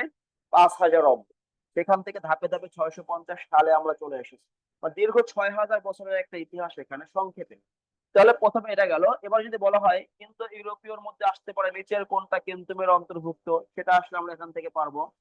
এরপরে ইন্দো ইউরোপীয় ভাষার শাখা কয়টা? দুইটা, কেন্তুম এবং শতম। ইন্দো ইউরোপীয় কোন শাখা থেকে বাংলা আসছে? শতম থেকে আসছে। যদি বলা হয় আর্য ভাষার অপর নাম কি? ইন্দো ইরানীয় ভাষা। বাংলা ভাষা কোন আর্য ভাষা থেকে আসছে? কি হবে? ভারতীয় আর্য। ঠিক আছে, ভারতীয় আর্য। এবারে ভারতবর্ষে যে আর্যরা আছে এদের ভাষার নাম কি? বৈদিক ভাষা। বৈদিক ভাষা কি লেখা হয়েছে? বেদ। বেদ হচ্ছে একটা ধর্মগ্রন্থ। আর্যদের প্রাচীনতম ধর্মগ্রন্থের নাম হচ্ছে বেদ। আর্য এবং হিন্দু সবারই তো বেদ। বৈদিক ভাষা আসছে থেকে? ভারতীয় আর্য থেকে আসছে কি বৈদিক ভাষা। এবারে আমরা পড়বো এই ভারতীয় আর্য থেকে যে বৈদিক ভাষা আসছে, ওই সময়ে আবার ভারতবর্ষে অনার্যরাও ছিল যারা আর্য নয়। তাহলে এই অনার্য, ভারতবর্ষের যে অনার্য ছিল তাদের ভাষার নাম কি? তাদের ভাষার নাম এটা আদিম প্রাকৃত অনার্য বা প্রাচীন ভারতীয় আর্য। প্রাচীন ভারতীয় আর্য ভাষার সর্বশেষ স্তর কোনটা? কথ্য ভারতীয় আর্য। আর অনার্য কারা? এই চারটা শ্রেণী হচ্ছে অনার্য। এর মধ্যে সবচেয়ে প্রাচীন কারা? দ্রাবিড়রা সবচেয়ে প্রাচীন। বাংলাদেশের আদিম অধিবাসী বা প্রধান জনগোষ্ঠী আসছে থেকে? অস্ট্রিক থেকে। ক্লিয়ার গেল। এরপর এখানে পাইলাম বৈদিক ভাষাকে রিফর্ম করে কোন ভাষা তৈরি করা হয়? সংস্কৃত ভাষা। কত সালে? খ্রিস্টপূর্ব 400 অব্দ। কে করেছেন? পানিনি। কোন বইয়ের ভিতরে আছে? অষ্টাধ্যায়ী। এটাকে বলা হয় সংস্কৃত ভাষার বাইবেল। এরপরে পেলাম যে এই কথ্য ভারতীয় আর্য ভাষার পরের কোন ভাষা থেকে বাংলা আছে? সেটা হচ্ছে প্রাচীন প্রাচ্য। এবারে প্রাচীন প্রাচ্য থেকে বিতর্ক শুরু হয়েছে দুইজন পণ্ডিতের মধ্যে। সুনীতি কুমারের মতে বাংলা আসছে থেকে? বাগধারা প্রাকৃত থেকে। কত সালে? 950। শহীদুল্লাহ মতে বাংলা আসছে থেকে? গৌড়ীয় প্রাকৃত থেকে। এবারে প্রাকৃত ভাষা কাকে বলে? সাধারণ মানুষের মুখের ভাষাকে প্রাকৃত ভাষা বলে। মানে প্রাকৃত এক ধরনের আঞ্চলিক ভাষা, সহজ কথা। এরপরে পেলাম আমরা এই যে গৌড়ীয় প্রাকৃত। দেখেন, এই গৌড়ীয় প্রাকৃত পরবর্তী স্তর কি? গৌড়ীয় অপভ্রংশ। অপভ্রংশ মানে কি? অশুদ্ধি বা বিচ্যুতি। এরপরে গৌড়ীয় অপভ্রংশ থেকে ধাপে ধাপে আসলো বাংলা। এখন যদি প্রশ্ন করা হয় আপনাকে, দুইটা প্রশ্ন, বাংলা ভাষা ডক্টর মোহাম্মদ শহীদুল্লাহর মতে কোত্থেকে আসছে? অপশনে মনে করেন প্রাকৃত আছে, অপশনে অপভ্রংশ আছে, আপনি কোনটা আনসার করবেন? তখন বেস্ট আনসার হচ্ছে অপভ্রংশ। এটা কারণ কি? এটা আপডেট। যদি অপভ্রংশ অপশনে না থাকে তখন আপনি আনসার করবেন কি? প্রাকৃত। আর যদি গৌড় উল্লেখ না থাকে, শুধু থাকতে পারে অপভ্রংশ আর প্রাকৃত, কোনো সমস্যা নাই। গৌড় উল্লেখ থাকলেও কোনো প্রবলেম নাই। যাই থাকুক অপভ্রংশ এক নম্বর উত্তর। অপভ্রংশ না থাকলে উত্তর হবে কি? প্রাকৃত। আশা করি বুঝতে পেরেছেন। এবার লাস্ট প্রশ্ন, বাংলা ভাষা কোন ভাষা থেকে এসেছে? যদি এরকম কেউ প্রশ্ন করে যে বাংলা ভাষা কোন ভাষা থেকে এসেছে, তখন আনসার হবে বঙ্গ কামরূপী। কারণ কি? বাংলার ঠিক পূর্বের ভাষাই হচ্ছে বঙ্গ কামরূপী। আর একটা প্রশ্ন আছে আসে প্রায়, যে বাংলা ভাষার বোন বলা হয় কাকে? বোন মানে সিস্টার বা ভগ্নী। বলা হয় কাকে? অহমিয়াকে। কারণ কি? বঙ্গ কামরূপী একটা মা, একজন মা, এই মায়ের দুইটা মেয়ে, বাংলা এবং অহমিয়া। ক্লিয়ার? তো আশা করি মোটামুটি আইডিয়া হয়েছে বাংলা ভাষার ইতিহাস সম্পর্কে। কোনো প্রশ্ন থাকলে আমাকে অবশ্যই করেন, আমরা অন্য টপিকে চলে যাব। কোনো প্রশ্ন আছে? কোনো প্রশ্ন আছে? না বুঝলে আমাকে বলেন। Shariful doctor Shariful Islam, clear? Okay, thank you. আচ্ছা, আর কোনো প্রশ্ন থাকলে বলেন। এই টপিক শেষ করতেছি, অন্য টপিকে চলে যাব। এই টপিক থেকে বিসিএস এ দুইটা প্রশ্ন আছে, কোন দুইটা দেখিয়ে দিলাম। এবং মোটামুটি আমরা আশা করি এখান থেকে প্রশ্ন আসলে পারবো। অহমিয়ার পাশে পড়ো বাংলা। বুঝে নাই? অহমিয়া, এটা অহমিয়ার কি বাংলা লেখা? এই অহমিয়ার পাশে হচ্ছে ডক্টর শহীদুল্লাহ। মানে সংক্ষেপে ডক্টর মোহাম্মদ শহীদুল্লাহ, মানে এই 650 সালে যে বাংলা আসছে এই গৌড়ীয় প্রাকৃত থেকে, এটা ডক্টর মোহাম্মদ শহীদুল্লাহর মতে। দুইটা মত, দুইটা মত। কেমন? আপনার খুব মনোযোগ দিয়ে আমার কথা শুনবেন, না বোর্ডের দিকে তাকাবেন। অনেক কিছু লেখা বুঝতে হয় না, আপনি কথা শুনলে তো বুঝতে পারেন কি লিখতেছে। কেমন? আচ্ছা, ওকে, আর কোনো প্রশ্ন আছে? এটা কি বুঝতে পেরেছেন? এই যে প্রাকৃত, অপভ্রংশ, এই ব্যাখ্যাগুলো ক্লিয়ার তো? এতকাল তো মুখস্থ করছেন না বুঝে গৌড়ীয় প্রাকৃত, মাগধী প্রাকৃত জিনিসটা কি। আশা করি বুঝতে পেরেছেন। বুঝলে যে কোনো জিনিস মনে থাকবে, ভালোও লাগবে, আর না বুঝলে ভুলে যাবেন, বিরক্ত লাগবে। ঠিক আছে? ক্লিয়ার তো? Okay, thank you. আচ্ছা, আমি অন্য টপিকে চলে যাই। এবার আমরা পড়বো ভাষা রীতি। ভাষা রীতি। বাংলা ভাষার দুইটা রীতি, শুধু বাংলা কেন, পৃথিবীর সকল ভাষার রীতি হচ্ছে দুইটা। একটা হচ্ছে লেখ্য, আর একটা হচ্ছে কথ্য। সবাই জানেন, একটা লেখ্য, একটা হচ্ছে কথ্য। কথ্য রীতি দুইটা, একটা হচ্ছে আঞ্চলিক কথ্য, আঞ্চলিক কথ্য। এই যে বলতেছে আঞ্চলিক কথ্য, বুঝেন এটা আঞ্চলিক লিখেছে। ওকে। আচ্ছা, আরেকটা হচ্ছে আদর্শ কথ্য। আদর্শ কথ্য। যতক্ষণ ক্লাস করবেন খুব মনোযোগ দিবেন, বেশি না, মাত্র দুইটা দুইটা ঘন্টা। এই আঞ্চলিক কথ্যকে বলা হয় উপভাষা, উপভাষা। ওকে। আর লেখ্য ভাষা হচ্ছে তিনটা। একটা হচ্ছে প্রমিত লেখ্য, প্রমিত লেখ্য, একটা হচ্ছে সাধু, আর একটা হচ্ছে কাব্যরীতি। এটা কিন্তু নতুন গ্রামার পড়তেছে, পুরাতন গ্রামার এটা মিলবে না, এটা কিন্তু পরিমিত গ্রামারের ইনফরমেশন। ঠিক আছে? নতুন ব্যাকরণ বইয়ের। তাই ভাষা রীতি দুইটা, লেখ্য আর কথ্য। আগে ছিল লেখ্য সাধু, কথ্য চলিত একটা আঞ্চলিক ছিল, এরকম ছিল আগে, এটা না। এখন আসেন, এই জায়গায় যে আঞ্চলিক কথ্য বা উপভাষা, উপভাষার 5টা অঞ্চল আছে। একটা লেখেন বঙ্গালী, বঙ্গালী, একটা হচ্ছে বরেন্দ্রী, বরেন্দ্রী, একটা হচ্ছে রাজবংশী, রাজবংশী, একটা হচ্ছে রাঢ়ী, রাঢ়ী, রার যে জনপদ আছে। একটা হচ্ছে ঝাড়খণ্ডী, ঝাড়খণ্ডী, ঝাড়খণ্ডী রাঢ়ী, এটা বুঝছেন? ঢয় শূন্য র, আবার লিখে ফেলে রয়াকার, ঢয় শূন্য র, রাঢ়ী। এই 5টা হচ্ছে উপভাষা অঞ্চল। এই মতামতটা দিয়েছে ডক্টর সুকুমার সেন। মনে রাখবেন, এখান থেকে বিসিএস এ প্রশ্ন আছে, 42 বিসিএস এ, ওই যে বিশেষ যেটা ছিল, যে নিচের কোনটি বঙ্গালী উপভাষা অঞ্চল।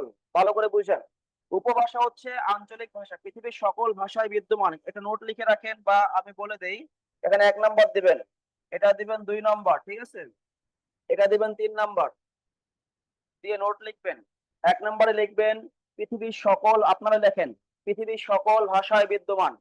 আঞ্চলিক কথ্য উপভাষা মানে যেটা আঞ্চলিকতা, পৃথিবীর সকল ভাষায় বিদ্যমান। পরীক্ষা আসতে পারে, পৃথিবীর সকল ভাষায় কোন রীতি আছে, কি হবে আনসার? আঞ্চলিক রীতি।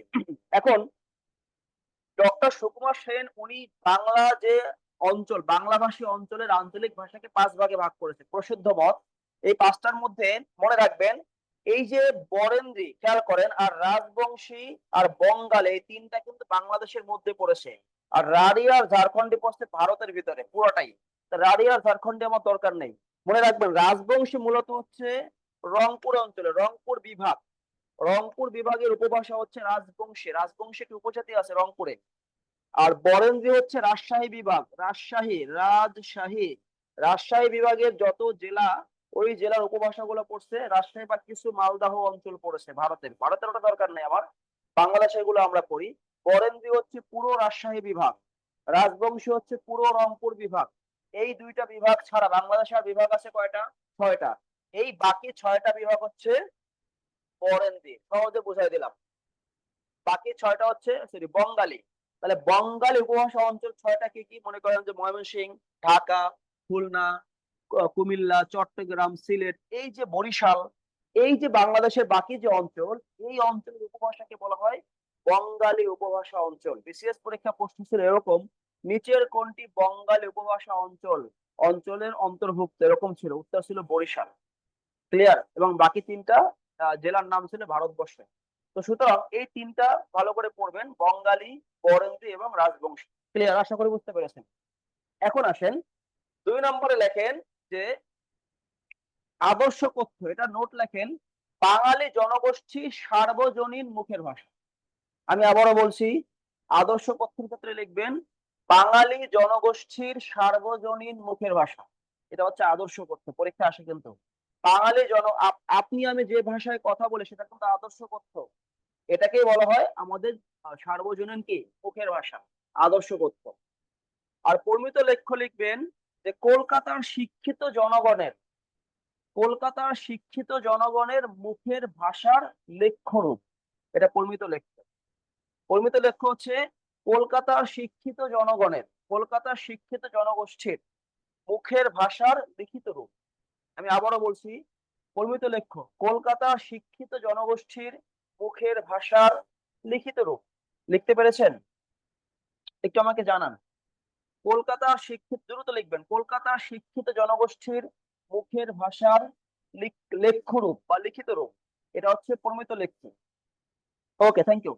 এখন আসেন, আমরা সাধুরীতি তো জানি, এটা লেখ্যরীতি। কাব্যরীতি মানে যেগুলো কবিতায় ব্যবহার করা হয়, কিছু ভাষা আছে কবিতায় বসে। আর এই যে পরিমিত লেখ্য আর এই যে আদর্শ কথ্য, এই দুইটার মিশ্রণে একটা রীতি তৈরি করেছেন প্রমোদ চৌধুরী। সেটা কোনটা জানেন? সেটা হচ্ছে প্রমিত রীতি, প্রমিত বা চলিত রীতি। তার মানে এই পরিমিত বা চলিত রীতি হচ্ছে, এটা নোট লিখবেন 4 নম্বরে। এই নোটটা লিখবেন এবারে 4 নম্বরে, পরিমিত বা চলিত রীতি, বর্তমান যে রীতিটা আমরা ব্যবহার করি, এটা লিখবেন বাংলা ভাষার প্রধান রীতি। 4 নম্বরে নোট লেখেন বাংলা ভাষার প্রধান রীতি। পরিমিতের ক্ষেত্রে লেখেন বাংলা ভাষার প্রধান রীতি। পরিমিত চলিত লেখেন বাংলা ভাষার প্রধান রীতি। দেখছেন? পরিমিত বা চলিত বাংলা ভাষার কোন রীতি? প্রধান রীতি। এই রীতির সৃষ্টি করেছে 1914 সালে, সৃষ্টি হয়েছে সবুজ পত্র পত্রিকার মাধ্যমে। আপনারা পড়েছেন সবুজ পত্র পত্রিকা, এবং এটা হচ্ছে প্রমোদ চৌধুরী। তার প্রমোদ চৌধুরী চলিত রীতির স্রষ্টা। সবুজ পত্র পত্রিকার মাধ্যমে সর্বপ্রথম বাংলা ভাষায় পরিমিত রীতির যাত্রা হয়। ঠিক আছে, এটা মনে রাখেন। আর সাধু রীতির যাত্রা করে রাজা রামমোহন রায়। রাজা রামমোহন রাজা রামমোহন রায়, ওনার একটা বই আছে বেদান্ত। 1815 সাল। এই সালটা মনে রাখেন, 1815 সাল। এটা সূচনাকারী, সাধুরীতি সূচনা করেছেন কে? রাজা রামমোহন রায়। কোন বইয়ে? বেদান্ত বইয়ে। কত সালে? 1815 সালে। আর চলিত রীতি সূচনা করেছেন কে? প্রমোদ চৌধুরী। সবুজ পত্র পত্রিকা কোন সালে? 1914 সালে। ক্লিয়ার? আর এই সাধুরীতির জনক কে? সাধুরীতির জনক হচ্ছে ঈশ্বরচন্দ্র। ঈশ্বরচন্দ্র। সাধুরীতির জনক হচ্ছে ঈশ্বরচন্দ্র বিদ্যাসাগর। কারণ সাধুরীতির সূচনাকারী রাজা রামমোহন রায়, কিন্তু সাধুরীতির পূর্ণতা পায় কার হাতে? ঈশ্বরচন্দ্র বিদ্যাসাগরের হাতে। জনক হচ্ছে ওই ব্যক্তি যার হাতে একটা রীতি পূর্ণতা পায়, তাকে বলা হয় জনক। আর আমি রাজা রামমোহন রায়কে বলতে পারি সূচনাকারী বা অগ্রদূত বা পথিকৃৎ। পথিকৃৎ মানে যিনি পথ দেখিয়ে দেন, বা সূচনাকারী মানে যিনি সূচনা করেন, একই কথা। তাহলে যদি বলা হয় সাধুরীতির পথিকৃৎকে রাজা রামমোহন রায়, আর সাধুরীতির জনককে ঈশ্বরচন্দ্র বিদ্যাসাগর। আশা করি বুঝতে পেরেছেন। এখান থেকে প্রশ্ন আসছিল বঙ্গালীটা। ক্লিয়ার? সবাই কি বুঝেছেন? একটু কমেন্টে জানান, কমেন্ট প্লিজ। আবিদুল ইসলাম, জি ডান, থ্যাংক ইউ। বাকিরা কমেন্ট করেন বুঝতে পারলে, না বুঝলেও কমেন্ট করেন, না বুঝলে প্রশ্ন করেন। ওকে, ভাষা রীতি শেষ। এবার আমরা কি করব? এরপর টপিক কি বলেন তো? এভাবে অক্ষর পড়বো, আচ্ছা, অক্ষর পড়ার আগে উপাদান উপকরণ নিয়ে একটু কথা বলি। উপাদান উপকরণ, এটা খুব ইম্পর্টেন্ট। হ্যাঁ, উপাদান উপকরণ, উপাদান উপাদান উপকরণ, আর একটা আছে একক। এই তিনটা জিনিস নিয়ে কথা বলবো, উপাদান উপকরণ এবং একক। উপাদান উপকরণ একক। ঠিক আছে, উপাদান উপকরণ এবং একক। আচ্ছা, আপনারা জানেন যে ধ্বনি থেকে ভাষা সৃষ্টি হয়, তাই না? ওকে, এবারে কতগুলো ধ্বনি মিলালে কি হয়? শব্দ হয়। এবার শব্দ দিয়ে কি তৈরি করি? বাক্য। আর বাক্য মানেই কি? ভাষা। প্রশ্ন করি একটা, বলেন তো, আমরা যে ভাষার বিনিময় করি বা ভাবের বিনিময় করি, ভাবের বিনিময় মানেই তো ভাষা। বলেন তো, আপনি যখন কারোর সাথে ভাবের বিনিময় করেন তখন আপনি কি ধ্বনি ব্যবহার করেন, শব্দ ব্যবহার করেন, না বাক্য ব্যবহার করেন? বলেন তো কমেন্টে। ভাবের বিনিময়ের ক্ষেত্রে আমরা ব্যবহার করি কি শব্দ, বাক্য, না ধ্বনি?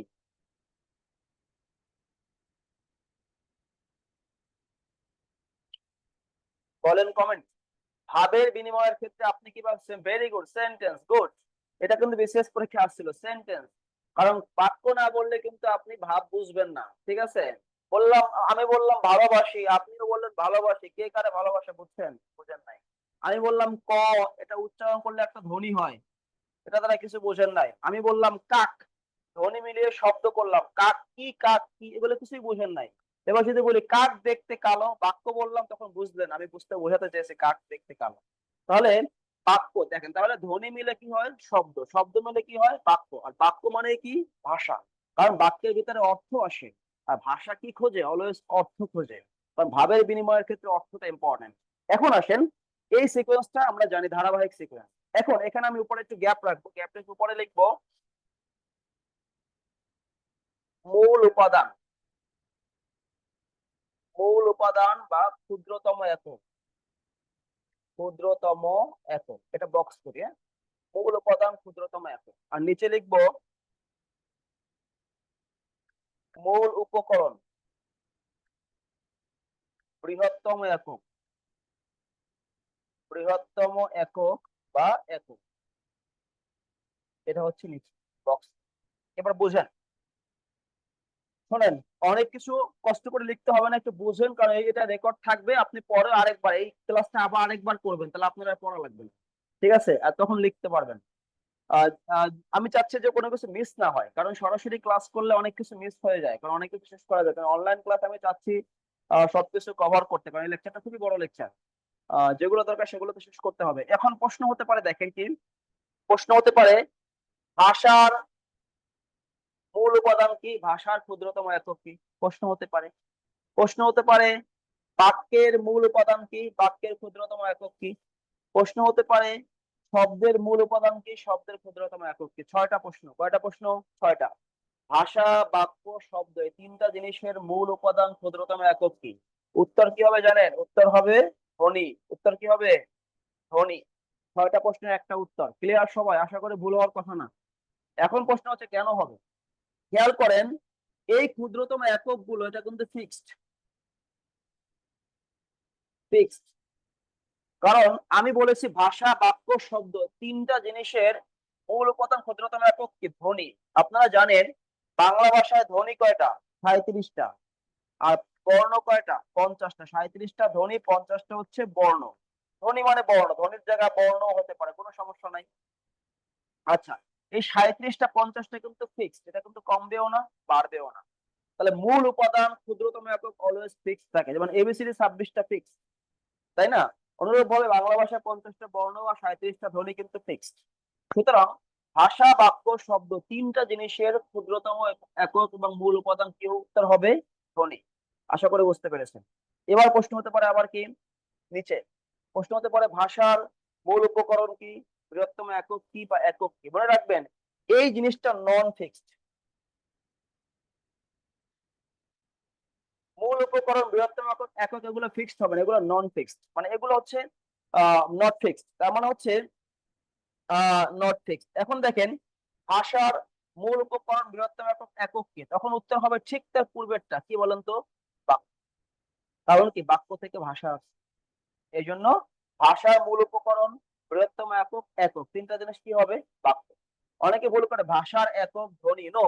ভাষার ক্ষুদ্রতম একক ধ্বনি, ভাষার একক কি? বাক্য। একক বলতে বোঝায় বৃহত্তম একক। আবার প্রশ্ন হতে পারে বাক্যের ক্ষেত্রে, বাক্যের মূল উপকরণ, বৃহত্তম একক বা একক কি? তখন উত্তর হবে কি বলেন তো? শব্দ। উত্তর কি হবে? শব্দ। কারণ শব্দ থেকে কি হয়? বাক্য হয়। এবারে শব্দের ক্ষেত্রে এই প্রশ্ন করা যাবে না, কারণ কি? অলরেডি বলেছি মূল উপকরণ নট নট ফিক্সড। তাহলে যদি বলে শব্দের মূল উপকরণ কি, ধ্বনি হবে, ধ্বনি তো ফিক্সড। বুঝতে পারছেন? তাহলে শব্দের ক্ষেত্রে হবে না। শুধু ভাষা, বাক্যের ক্ষেত্রে এই প্রশ্নের উত্তর করা যাবে। ভাষার ক্ষেত্রে বাক্য, বাক্যের ক্ষেত্রে কি? শব্দ। শব্দের মূল উপকরণ বা বৃহত্তম একক না, শব্দ নিজেই একটা একক। ওটা শব্দ নিজে একটা উপকরণ, এই জন্য শব্দের ক্ষেত্রে এটা এরকম প্রশ্ন আপনি কখনো পাবেন না কোথাও। এখানে এই প্রশ্নগুলোর উত্তর পেয়েছেন, আপনারা কি বুঝতে পেরেছেন? পারবেন এখন? কমেন্টে জানান।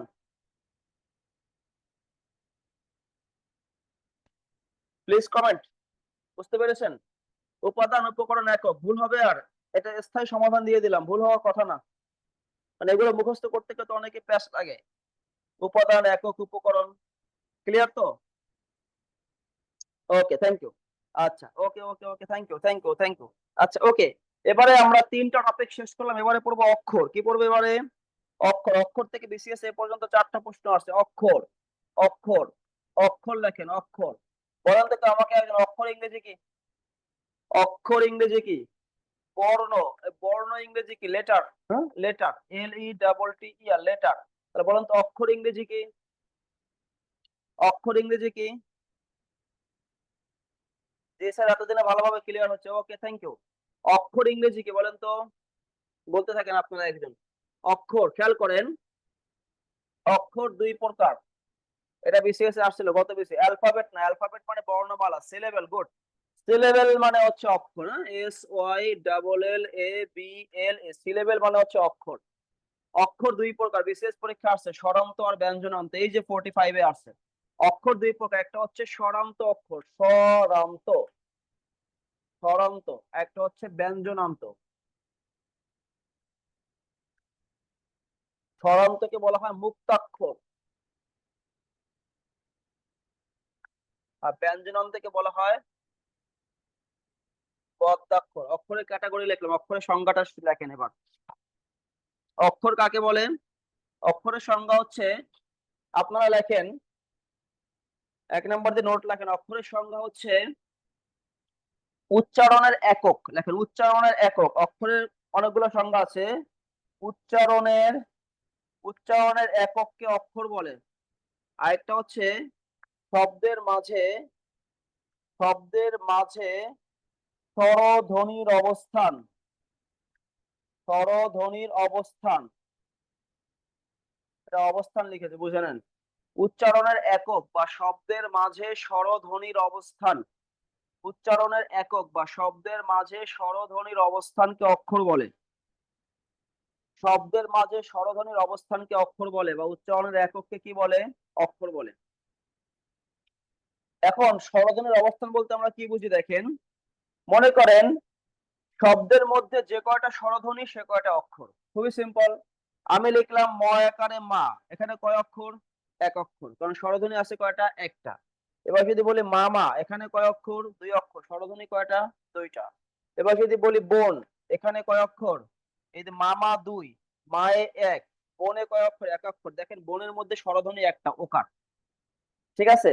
তার মানে এবার যদি বলি আমি আপনাকে বিবি, বিবিতে কয় অক্ষর? 2 অক্ষর। রস্বইকার, রস্বইকার কয়টা? 2টা। খুবই সিম্পল। শব্দের মধ্যে যে কয়টা স্বরধ্বনি সে কয়টা অক্ষর। এতটুকু ক্লিয়ার? এখন আসেন, আপনাকে যদি বলা হয়, তাহলে যদি বলি ভাই, তো ভাইয়ে কয় অক্ষর? 1 না 2? কমেন্ট। ভাইয়ের মধ্যে কয় অক্ষর? 1 না 2? ভাইয়ের মধ্যে বন্ধ হয়ে গেছে ব্যাটারি।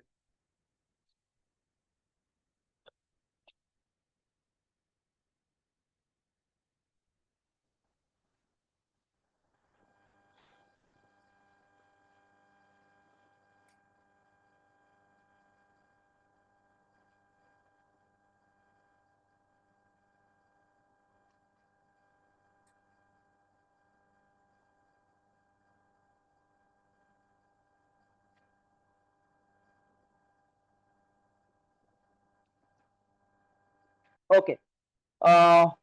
ভাইয়ের মধ্যে অনেকে লিখছে 2, 2 লেখাটা স্বাভাবিক, কারণ ভাইয়ের মধ্যে 2টা স্বরধ্বনি, একটা হচ্ছে আকার, একটা হচ্ছে রস্বইকার। কিন্তু মনে রাখবেন, এই ভাইয়ের মধ্যে আকার রস্বইকার, ভাইকে ভাঙলে কি পাওয়া যায়? ভ যোগ আ যোগ রস্বইকার। এই 2টা স্বরধ্বনি কি পাশাপাশি আসছে, দেখছেন? এবার মামাকে ভাঙেন, কি কি পাওয়া যায়? ম যোগ আ, আবার ম যোগ আ।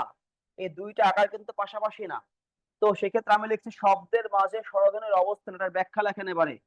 শব্দের মাঝে যে একটা স্বরধ্বনি 1 অক্ষর, কিন্তু যখন দুটো স্বরধ্বনি পাশাপাশি বসে, খেয়াল করেন, এখানে লিখবেন দুটো স্বরধ্বনি পাশাপাশি, দুটো স্বর পাশাপাশি, দুটো স্বরধ্বনি পাশাপাশি হলে অক্ষর হবে কয়টা? একটা। তার মানে শব্দের মাঝে স্বরধ্বনির অবস্থানকে অক্ষর বলে, কিন্তু দুটো স্বর পাশাপাশি হলে কয় অক্ষর হবে? এক অক্ষর। ভাইয়ের মধ্যে দুইটা স্বর কি পাশে আসে না? এই জন্য ভাই কয় অক্ষর? এক অক্ষর। অক্ষরের সংজ্ঞা ক্লিয়ার? আমি আবারও বলছি, শব্দের মাঝে স্বরধ্বনির অবস্থানকে অক্ষর বলে, কিন্তু দুটো স্বর পাশাপাশি বসলে কয় অক্ষর হবে? এক অক্ষর। ক্লিয়ার কিনা বলেন? সংজ্ঞা ক্লিয়ার? এই সংজ্ঞা ক্লিয়ার হলে অক্ষর আর ভুল হওয়ার কথা না। শব্দের মাঝে স্বরধ্বনির অবস্থানকে অক্ষর বলে, কিন্তু দুটো স্বর পাশাপাশি হলে কয় অক্ষর? এক অক্ষর। এখন আসেন, আমি এবারে অক্ষর একটু বুঝাই। যেমন মনে করেন আমি লিখলাম বিশ্ববিদ্যালয়। বের করেন এবারে, বিশ্ববিদ্যালয় কয় অক্ষর? এটা বের করবেন আপনারা। এরপরে লেখেন দিক নির্দেশনা, নির্দেশনা এরপরে লেখেন ইত্যাদি বা রবীন্দ্রনাথ।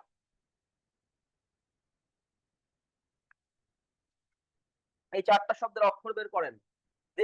আমরা এরকম বের করি, যেমন বিশ্ববিদ্যালয় মানে উচ্চারণের ক্ষুদ্রতম একক, ধাপে ধাপে উচ্চারণ করলে অক্ষর বের হয়। অনেকে এক্সপার্ট এগুলোতে, কিন্তু অনেকে কিন্তু ভুল করে।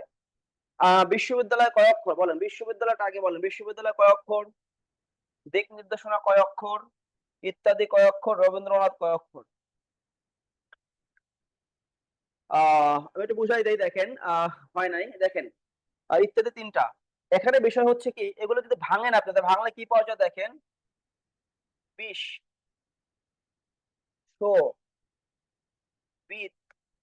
বিদ্যালয়, দেখছেন কয়টা বলেন তো? পাঁচটা। ভাঙছেন বিশ্ববিদ্যালয়। এখন দেখেন রস্বইকার ওকার রস্বইকার আকার লয়ের সাথে একটা অ আছে, স্বরধ্বনি কিন্তু পাঁচটা। স্বরধ্বনি কয়টা? পাঁচটা। দিক নির্দেশনা ভাঙেন কি হবে? দিক নির্দেশনা। এখানে দেখেন পাঁচটা, রস্বইকার একার এর সাথে একটা অ আছে, অ, আর না একটা আকার। এবার দেখেন ইত্যাদি ভাঙেন, ইত্যাদি ভাঙা যায় রস্বই আকার রস্বইকার তিনটা। দেখেন তা দিয়ে এরকম ভাঙবেন, ভাঙলে যে কয়টা স্বরধ্বনি পাবেন সে কয়টা অক্ষর। দেখেন রস্বইকার আকার রস্বইকার কয়টা? তিনটা। রবীন্দ্রনাথকে ভাঙেন র বিন দ্র নাথ। দেখেন র এর সাথে একটা অ আছে, একটা। দুইটা দীর্ঘইকার দুইটা, দ্র এখানে একটা অ আছে তিনটা, আর নাতে একটা আকার আছে কয়টা? চারটা। প্রবলেম কি জানেন? এই যে এখানে যে অ আছে, এখানে যে অ আছে, এখানে যে সরি এখানে যে র এর সাথে অ আছে, এখানে অ আছে, এইটা অনেকে ভুল করবে, স্বাভাবিক, অটা ধরতে পারবে না। এখন যারা ভুল করবে তাদের জন্য ব্যাখ্যা আছে, একটু বলে দেই। তাহলে বিশ্ববিদ্যালয়ে কয়টা পেলাম? পাঁচটা। দিক নির্দেশনা কয়টা? পাঁচটা। ইত্যাদি কয়টা? তিনটা। রবীন্দ্রনাথে কয়টা? চারটা। বিশেষ পরীক্ষা ছিল বন্ধন, মনে আছে তো আপনাদের? বন্ধনে কয় অক্ষর? এখন এরকম বন আর ধন, ঠিক আছে? এখানে দেখেন দুইটা অক্ষর, বন বয়ের সাথে একটা অ আছে, এখানে ধয়ের সাথে একটা কি আছে? অ আছে। এটাও কিন্তু বোঝাটা টাফ হয়ে যায়। তখন আপনারা একটা কাজ করবেন, যে ভাঙার পরে অনেক সময় কিন্তু স্বরধ্বনিকে চেনা যাবে না। তখন আপনারা একটা কাজ করবেন, যে আপনারা ফেসবুকে মেসেঞ্জারে চ্যাটিং করেন না, মানে বাংলিশ লেখেন। বাংলিশ বুঝুন তো? মানে যে কোনো বাংলাকে ইংলিশ বর্ণে সাজিয়ে লেখাকে বলা হয় বাংলিশ। সেটা একটা ভাষা, মেসেঞ্জারে চ্যাটিং এর ভাষা। এ বিষয়ে তো সবাই এক্সপার্ট, আপনারা জানি। চ্যাটিং করেন না এমন কোনো লোক পাওয়া যাবে না খুঁজে। তারা যেটা করবেন, এই শব্দগুলোকে আপনি ইংলিশে লিখবেন। ইংলিশে যেমন মনে করেন বিশ্ববিদ্যালয় লেখেন তো, মনে করেন BIS SHO, বিশ্ব।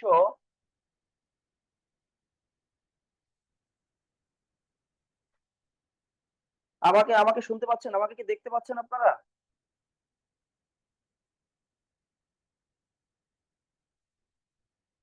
এ, যা, ক্যামেরাটা অফ হয়ে গেছে। একটু একটু ওয়েট করেন, একটু ওয়েট করেন।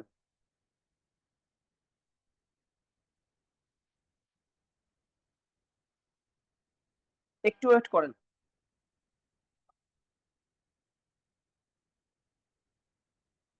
আচ্ছা, আমার কথা শুনতেছেন তো? আমার কথা শুনতেছেন? ওকে, আমি একটু বলে যাই। দেখেন বিশ্ববিদ্যালয়, দিক নির্দেশনা ইত্যাদি রবীন্দ্রনাথ। এখানে হচ্ছে আপনারা ভাঙলে যখন স্বরধ্বনি পাবেন, যে কয়টা স্বরধ্বনি সে কয়টা অক্ষর, ভালো কথা। কিন্তু অনেক সময় ওই স্বরধ্বনি যে অ আছে, অটা কিন্তু বোঝা যাবে না, ঠিক আছে? তো এটা বোঝার জন্য আপনারা বাংলিশে লেখেন। আপনারা সবাই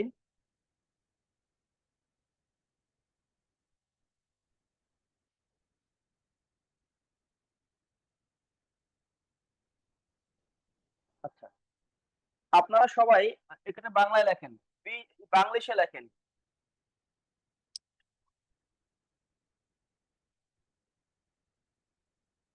দেখেন বিশ্ব, এরপর লেখেন BID, BDALOY লিখলাম। তা মনে করেন দিক নির্দেশনা লিখি, DIK দিক, NIR নির, DSSONA লিখলাম। এবার মনে করেন ইত্যাদি লিখলাম, IT DADI, রবীন্দ্রনাথ লিখলাম,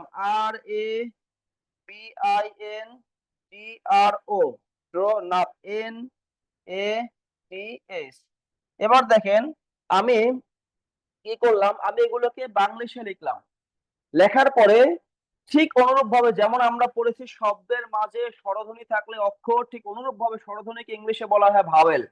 শব্দের মাঝে যে কয়টা ভাওয়েল পাবেন সে কয়টা অক্ষর। যেমন দেখেন ওই যে বললাম মা, এই যে MA মা, বাবা BABA, তার মনে করেন যে ভাই VAI ভাই, মা এক অক্ষর, বাবা দুই অক্ষর, এবং একটা ভাওয়েল, বাবায় দুইটা ভাওয়েল দুই অক্ষর। আর ঠিক বাংলার মতো ইংলিশটাও যখন দুটো ভাওয়েল পাশাপাশি হবে তখন অক্ষর হবে কয়টা, একটা। মানে স্বরধ্বনি মানে তো ভাওয়েল, যা স্বরধ্বনি তাই ভাওয়েল, যা ভাওয়েল তাই স্বরধ্বনি, হিসাব একই। যে যে কয়টা স্বরধ্বনি, যে কয়টা ভাওয়েল সে কয়টা অক্ষর। যখন দুটো ভাওয়েল বা দুটো স্বরধ্বনি পাশাপাশি হবে কয় অক্ষর হবে, এক অক্ষর হবে। ক্লিয়ার তো? এখন আসেন আপনি গুনেন, যে কয়টা ভাওয়েল সে কয়টা অক্ষর। যেমন দেখেন এখানে আই একটা, ঠিক আছে, আই, এখানে ও দুইটা, আই একটা তিনটা, এটা একটা চারটা, এটা একটা পাঁচটা। দেখছেন এখানে আই, আই, এ, ও, এ কয়টা, পাঁচটা। এখানে আই, এ, আই, এখানে দেখেন এ, আই, এ, এ কয়টা, চারটা। এগুলো মিস হবে না। এখন আপনি প্রশ্ন করতে পারেন যদি ভুল লিখি, যদি কেউ ভুল লেখে, ভুল তো লিখতেই পারে। এখন আপনি ভুল লিখলে কি লিখবেন জানেন? ভুল লিখলে আপনি BIS এর জায়গা BES দিবেন, বা SS ওর জায়গায় SSA দিবেন। আপনি যদি ভুলও লেখেন, আপনি ভাওয়েলের রিপ্লেসমেন্ট কিন্তু ভাওয়েল দিয়েই করবেন, কনসোনেন্ট দিয়ে আর করা যাবে না। ওর কথা কি বুঝতে পারছেন? আপনি যদি ভুলও করেন, উল্টা পাল্টা যাই লেখেন, আপনার ভাওয়েল ঠিক থাকবে। ক্লিয়ার? কি বুঝতে পারছেন? ক্লিয়ার তো? আপনি যাই করেন না কেন, মনে করেন মা লিখলেন, এ দিলেন পাঁচটা, কোনো সমস্যা নাই, পাশাপাশি থাকলে একটা ধরবেন। আপনি ভুলভাল যাই লেখেন না কেন, আপনার কিন্তু ভাওয়েলের রিপ্লেসমেন্ট কি দিয়ে হবে, ভাওয়েল দিয়ে হবে। তো আশা করি অক্ষরের বন্ধন দেখেন, এই যে দেখেন BON বন, DHON, এখানে ও দিয়ে লিখলাম, দুইটা ভাওয়েল দুই অক্ষর, এবং ওর জায়গায় কেউ যদি এ দেয় কোনো সমস্যা নাই, তাও তো এও তো ভাওয়েল। ক্লিয়ার? তাহলে বাংলিশ যখন আপনি লিখবেন যে কোনো শব্দ, বাংলিশে লিখলে যে কয়টা ভাওয়েল সে কয়টা কি অক্ষর। কি বুঝতে পেরেছেন সবাই? অক্ষর কি পারবেন এখন? যদি বলা হয় শব্দ দিয়ে অক্ষর বের করে, পারা যাবে? ওকে, থ্যাংক ইউ। এখন আসেন, এর আগে ছিলাম মুক্তাক্ষর আর বদ্যাক্ষরে। এই মুক্তাক্ষর আর বদ্যাক্ষর মানে কি? মুক্তাক্ষর মানে শেষে স্বরধ্বনি আসবে। শেষে কি আসবে? শেষে স্বরধ্বনি, স্বর আসবে। আর বদ্যাক্ষরের শেষে কি আসবে? শেষে ব্যঞ্জন আসবে। যখন আপনি দেখবেন যে অক্ষরের শেষে স্বরধ্বনি আছে, মুক্ত মানে স্বাধীন, যে অক্ষর টানা যায় ইচ্ছা মতো, সেটা মুক্তাক্ষর। আর যে অক্ষর ব্যঞ্জন মানে কি থামতে হয়, এই যে বদ্ধ মানে কি থামা, যে অক্ষরে থেমে যাওয়া, ব্রেক করবেন, এটা হচ্ছে বদ্যাক্ষর। যেমন আমি বুঝাই, দেখেন যেমন এই জায়গাতে ছিল, দেখেন পিস, হাত থেমে গেছেন, পিদ থেমে গেছেন, লয় থেমে গেছেন, এই তিনটা বদ্যাক্ষর। কিন্তু দেখেন সো, দা কি টানা যাচ্ছে না? টানা যায়, এটা হচ্ছে মুক্তাক্ষর। তার মানে কেন থেমেছেন?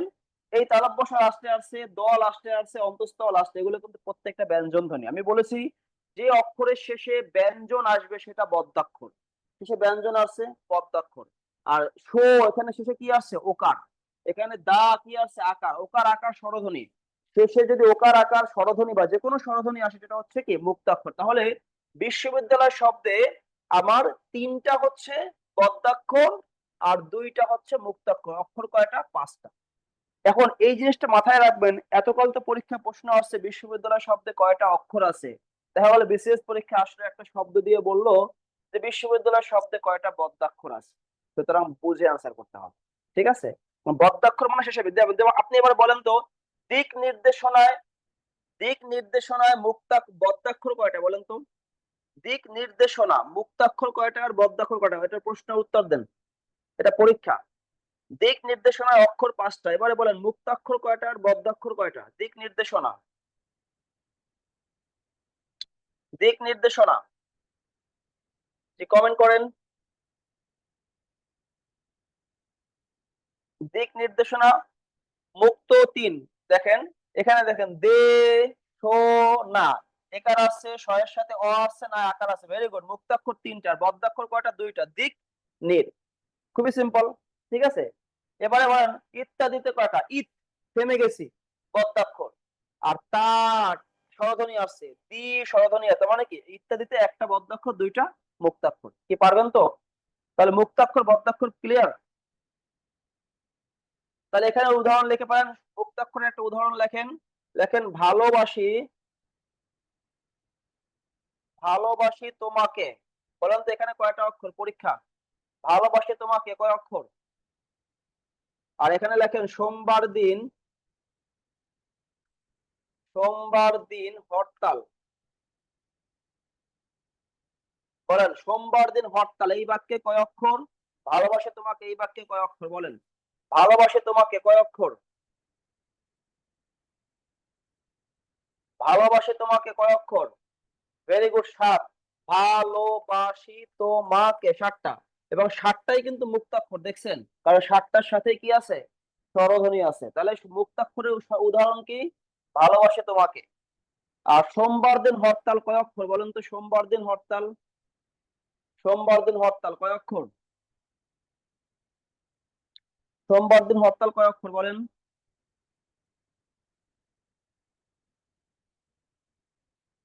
5টা।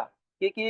সোমবার দিন হরতাল, এই 5টাই কিন্তু বদ্যাক্ষর। কেন? সোম ম আছে, বার র আছে, দিন ন আছে, হর র আছে, তাল কি আছে? ল আছে, শেষে ব্যঞ্জন ধ্বনি আসছে এবং থেমে গেছি, এটা হচ্ছে কি অক্ষর? বদ্যাক্ষর। কি পারবেন তো? যদি পরীক্ষা আসে এটা কয়টা অক্ষর, কোনটা মুক্তাক্ষর, কোনটা বদ্যাক্ষর, পারা যাবে? বিশেষ আসলে স্বরান্ত অক্ষরকে কি অক্ষর বলে? মুক্তাক্ষর। স্বরান্ত মানে কি? শেষে স্বর, অন্তে স্বর। ব্যঞ্জনান্ত মানে কি? অন্তে ব্যঞ্জন। ক্লিয়ার? অক্ষর আশা করি ভুল হওয়ার কথা না। অক্ষর কি পারবেন সবাই? ওকে, থ্যাংক ইউ। আচ্ছা, এতক্ষণ যে আমরা 5টা টপিক পড়লাম, 4টা পড়লাম তাই না? 5টা, এতক্ষণ আমরা কয়টা টপিক পড়লাম? 4টা।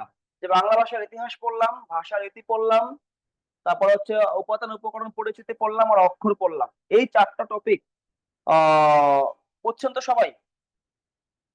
প্রশ্ন থাকলে আমাকে এখনো করতে পারেন, সমস্যা না, নাহলে পরবর্তী ক্লাসে প্রশ্ন করতে পারবেন, কোনো প্রবলেম নাই। যদি না বুঝেন প্র্যাকটিস করবেন, না বুঝেন, না বোঝাটা স্বাভাবিক।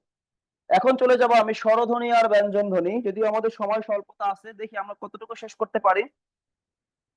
স্বরধ্বনি, আমি লিখে ফেলি স্বরধ্বনি, এবার আমরা পড়বো স্বরধ্বনি, লিখে ফেলেন সবাই। স্বরধ্বনি, স্বরধ্বনি, ঠিক আছে। আচ্ছা, আমরা স্বরধ্বনি বা স্বরবর্ণ দুটাই লিখি, স্বরবর্ণ, যদিও পার্থক্য আছে। মনে রাখবেন স্বরবর্ণ 11টা, আর স্বরধ্বনি কয়টা জানেন? স্বরধ্বনি হচ্ছে, এখানে লিখি 7টা। স্বরধ্বনি 7টা, স্বরবর্ণ 11টা, ওই হিসেবে পড়ে যাব আমি। ঠিক আছে, আগে আমি 11টাই লিখি। 11টা একটু লেখেন, এখানে হচ্ছে অ, এবারে আদর্শ লিপি পড়েন। অ, আ, হ্রস্ব ই, দীর্ঘ ই, হ্রস্ব উ, দীর্ঘ উ, রি, এ, ওই, ও এবং ও। এই 11টা হচ্ছে আমার স্বরধ্বনি। স্বরেয়া স্বরেয়া বলবেন না, সবই তো স্বরে ভাই। এটা অ আ, এটাকে বলতে হবে স্বরে ই, এটাকে বলতে হবে স্বরে এ। এরকম না, এগুলো ভুল প্র্যাকটিস। বাচ্চাদেরকে যখন পড়াবেন, অ আ পড়াবেন, কি পড়াবেন? অ আ, হ্রস্ব ই, দীর্ঘ ই, হ্রস্ব উ, দীর্ঘ উ, রি, এ, ওই, ও ও। ক্লিয়ার?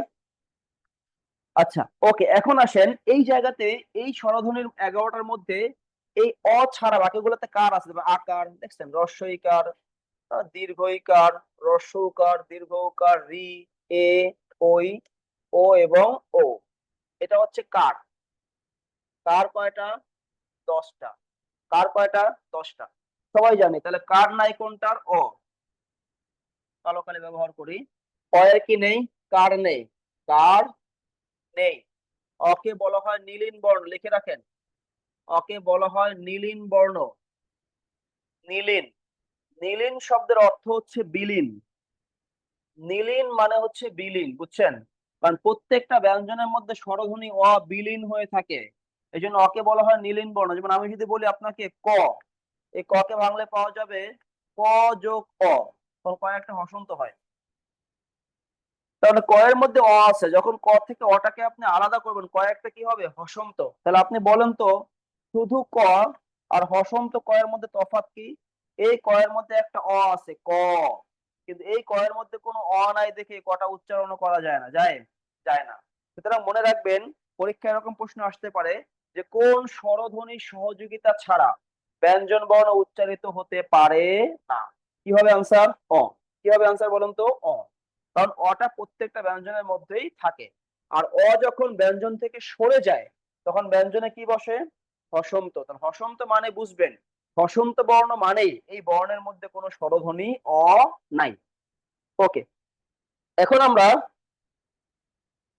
একটু দেখি এই জায়গাতে আমার এই কার হচ্ছে 10টা। এখন আসেন এই স্বরধ্বনিকে, এই স্বরবর্ণকে আমি একটু ভাগ করি, কেমন? আমি দুই ভাগে প্রথমত ভাগ করি। এই 11টার মধ্যে এই 11টা স্বরবর্ণ। এবারে যদি বলো স্বরধ্বনি কয়টা? 7টা। এই 7টা স্বরধ্বনি কে কে দেখেন। 7টা হচ্ছে অ, আ, ই, উ, এ, ও এবং এ। এই 7টা হচ্ছে স্বরধ্বনি। এই 7টা হচ্ছে কি? স্বরধ্বনি। ঠিক আছে, ধ্বনি। এই ধ্বনি হচ্ছে 7টা। অ, আ, ই, উ, এ, ও, এ। এখন বলেন তো ধ্বনি আর বর্ণের মধ্যে পার্থক্যটা কি? মনে রাখবেন, বর্ণ হচ্ছে লিখিত রূপ আর ধ্বনি হচ্ছে উচ্চারিত রূপ। তার মানে হচ্ছে এই 11টা যে আমার লিখিত স্বরবর্ণ আছে, এই 11টা স্বরবর্ণ উচ্চারণের রীতি হচ্ছে 7টা। তার মানে হচ্ছে, বলতে পারেন কিভাবে, দেখেন, আমার হ্রস্বইকার দীর্ঘইকার একটা উচ্চারণ হ্রস্বইকার। যত হ্রস্বইকার দীর্ঘইকার আছে উচ্চারণ লেখার ক্ষেত্রে কি দিয়ে লেখেন? হ্রস্বইকার দিয়ে। হ্রস্বইকার দীর্ঘইকার উচ্চারণ লেখেন কি দিয়ে? হ্রস্বইকার দিয়ে। এরপরে দেখেন, দেখেন এই যে এর জায়গায় গেল, এই ওই, এই ওইটাকে উচ্চারণ কি হয়? অহ্রস্বইকার ওই। আর ও এর উচ্চারণ কি হয়? অহ্রস্বইকার ও। সরি, অ না, এটা ই, এটা হচ্ছে ই দিয়ে লেখে, ও দিয়ে লেখে। করতে পেলে একটু, এটা হচ্ছে লেখে ও রস্বইকার ওই, আর ও রস্বইকার ও। তাহলে দেখেন, ওইটা তো আলাদা উচ্চারণ, কি ও এর মধ্যে ও আর ই আছে। আমার উচ্চারণ দেখেন ও আছে আর ই আছে, দেখছেন? ও এর মধ্যে ও আর উ আছে, এই যে ও এবং উ তো আছেই। আর রিটা হচ্ছে, রিটা মূলত উচ্চারণটা কি? রয় রস্বইকারে রি। এখানে রটা ব্যঞ্জনের মধ্যে চলে গেছে, রস্বইকারটা দেখেন আছে, এই যে রস্বইকার। আর হচ্ছে এ তো আমি লিখলাম, ও লিখলাম। আর এখন প্রশ্ন, এই এটা কোত্থেকে আসলো? এই এ ধ্বনিটার উচ্চারণটা এর মতো হয়। এ ধ্বনির উচ্চারণ এর মতো। আমি যদি লিখি এ আর ক, উচ্চারণ কি বলেন তো? এক না এক। এখানে উচ্চারণটা আমরা এরকম লিখি, এক। ঠিক আছে, তা এটা কিসের মতো উচ্চারণ হয়? এর মতো। তাহলে আমরা জানি এ ধ্বনিটা মাঝে মাঝে এর মতো উচ্চারিত হয়। তাহলে আরেকটু ক্লিয়ার করে দেই, স্বরবর্ণ 11টা, মানে লিখিত রূপ কয়টা? 11টা। কিন্তু এই 11টা স্বরবর্ণ উচ্চারণ করতে গিয়ে 7টা রূপে উচ্চারণ করতে হয়। কয়টা রূপ? 7টা। এই জন্য এই 7টা রূপকে আমি বলেছি স্বরধ্বনি। ধ্বনি মানে মুখের উচ্চারণ, বর্ণ মানে লেখা। ধ্বনি মানে মুখের উচ্চারণ, বর্ণ মানে লেখা। তার মানে 11টা বর্ণকে 7টা রীতিতে উচ্চারণ করা যায়। এই জন্য স্বরবর্ণ 11টা আর স্বরধ্বনি হচ্ছে 7টা। Concept clear? না বুঝলে বলেন, আর বুঝলেও বলেন। স্বরধ্বনি আর বর্ণের সংখ্যার পার্থক্য কেন, এটাকে বুঝতে পেরেছেন?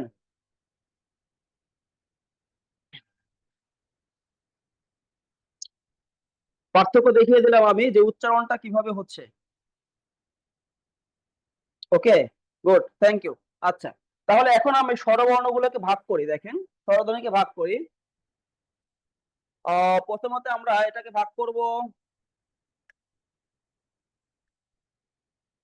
একটা হচ্ছে আহ গঠন অনুযায়ী, গঠন অনুযায়ী। আর একটা হচ্ছে উচ্চারণ, উচ্চারণ কাল অনুযায়ী। উচ্চারণ কাল অনুযায়ী দুই প্রকার, একটা হচ্ছে হ্রস্ব আর একটা হচ্ছে দীর্ঘ। হ্রস্ব চারটা, অ, ই, উ এবং রি। আর দীর্ঘ হচ্ছে বাকি 7টা। ঠিক আছে, হ্রস্ব হচ্ছে 4টা, দীর্ঘ হচ্ছে 7টা। অ, ই, উ, রি হচ্ছে হ্রস্ব স্বর, কারণ এই 4টা উচ্চারণ করতে গেলে সময় কম লাগে। অ, ই, উ, রি দ্রুত উচ্চারণ করা যায়। আর দীর্ঘস্বর 7টা কি কি? ওই যে আ, ই, দীর্ঘ ওকার উ, এ, ওই, ও, ও, এগুলো উচ্চারণ করতে গেলে দীর্ঘ সময় লাগে, এই জন্য এটাকে বলা হয় হ্রস্ব এবং দীর্ঘস্বর। এটা সিস্টেমটা আমি বলে দেই। মনে করেন এখানে এরকম পড়বেন আপনি, মনে করেন হ্রস্ব স্বর 4টা কি কি জানেন? প্রথম 4টা এই যে অ হ্রস্ব স্বর, একটা বাদ দিয়ে আরেকটা ধরবেন, ই হ্রস্ব স্বর, একটা বাদ দিয়ে আরেকটা ধরবেন, উ হ্রস্ব স্বর, এটা বাদ দিয়ে আরেকটা, রি হ্রস্ব স্বর, এরকম 4টা ধরবেন। একটা ধরবেন, একটা ছাড়বেন, আবার সেরে আরেকটা ধরবেন, আরেকটা সেরে আরেকটা ধরবেন, আরেকটা সেরে আরেকটা, এরকম 4টা ধরবেন। কয়টা? 4টা। এই 4টা হচ্ছে হ্রস্ব স্বর দেখেন, আর বাকি 7টা কিন্তু কি দীর্ঘ স্বর। ক্লিয়ার? তাহলে এই জায়গাতে হ্রস্ব। এবারে গঠন অনুযায়ী দুই প্রকার, দুই প্রকার কি কি? একটা হচ্ছে আমার মৌলিক, মৌলিক স্বর, আর একটা হচ্ছে যৌগিক, যৌগিক স্বর। ঠিক আছে, মৌলিক আর যৌগিক। আর মৌলিক স্বরের মধ্যে পার্থক্য আছে। মৌলিক স্বরের মধ্যে ধ্বনি, মৌলিক স্বর ধ্বনি আর মৌলিক স্বর বর্ণ। মৌলিক স্বরধ্বনি 7টা, মৌলিক স্বরবর্ণ 6টা, সংখ্যাটা মনে রাখেন। যৌগিক স্বরের ক্ষেত্রে পার্থক্য আছে। যৌগিক স্বরের ক্ষেত্রে ধ্বনি, ধ্বনি এবং বর্ণ। কেমন? ধ্বনি এবং বর্ণ।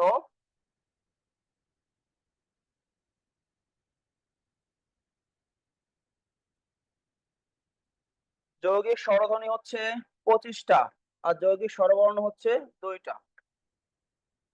কারণ ধ্বনি বর্ণে পার্থক্য তো আসবেই, কারণ আমরা জানি ধ্বনি বর্ণ, ধ্বনি বর্ণ, কারণ ধ্বনি আর বর্ণের সংখ্যায় যেহেতু পার্থক্য আছে, সুতরাং মৌলিক যৌগিক ও কি থাকবে? পার্থক্য থাকবে।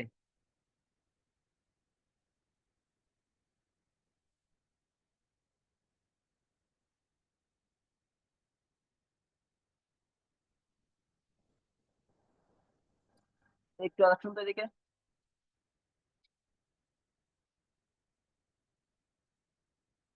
দেখা যাচ্ছে না?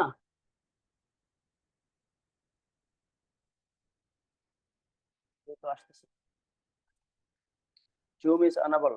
আচ্ছা ওকে, একটু ওয়েট।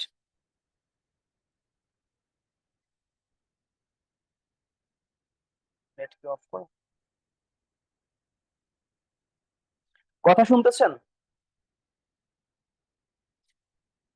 বোর্ড দেখা যাচ্ছে কিন্তু আমাকে দেখা যাচ্ছে না। বোর্ডের লেখা দেখতে পারতেছেন? বোর্ডের লেখা দেখতেছেন? ওকে, তাইলে সমস্যা না, আমাকে দেখার দরকার নাই, মূল উদ্দেশ্য তো পড়া, তাই না? আমাকে দেখে কি করবেন? ওকে, গুড গুড। আচ্ছা এখন আসেন, মৌলিক স্বরধ্বনি 7টা, স্বরবর্ণ 6টা, দেখছেন এখানে সংখ্যার ভেরিয়েশন। আপনারা মৌলিক দেখলে ঝাঁপায়ে পড়ে 7টা উত্তর করেন, খবরদার এটা ভুল করবেন। এই 7টা ধ্বনি কি? 7টা তো আমি লিখলাম, এই 7টা কি জানেন? অ, আ, ই, উ, এ, ও। বোর্ড দেখতেছে না, অন করতে হচ্ছে না।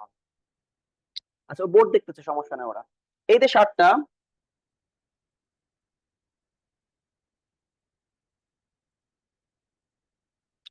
এই 7টা হচ্ছে ধ্বনি, বুঝছেন?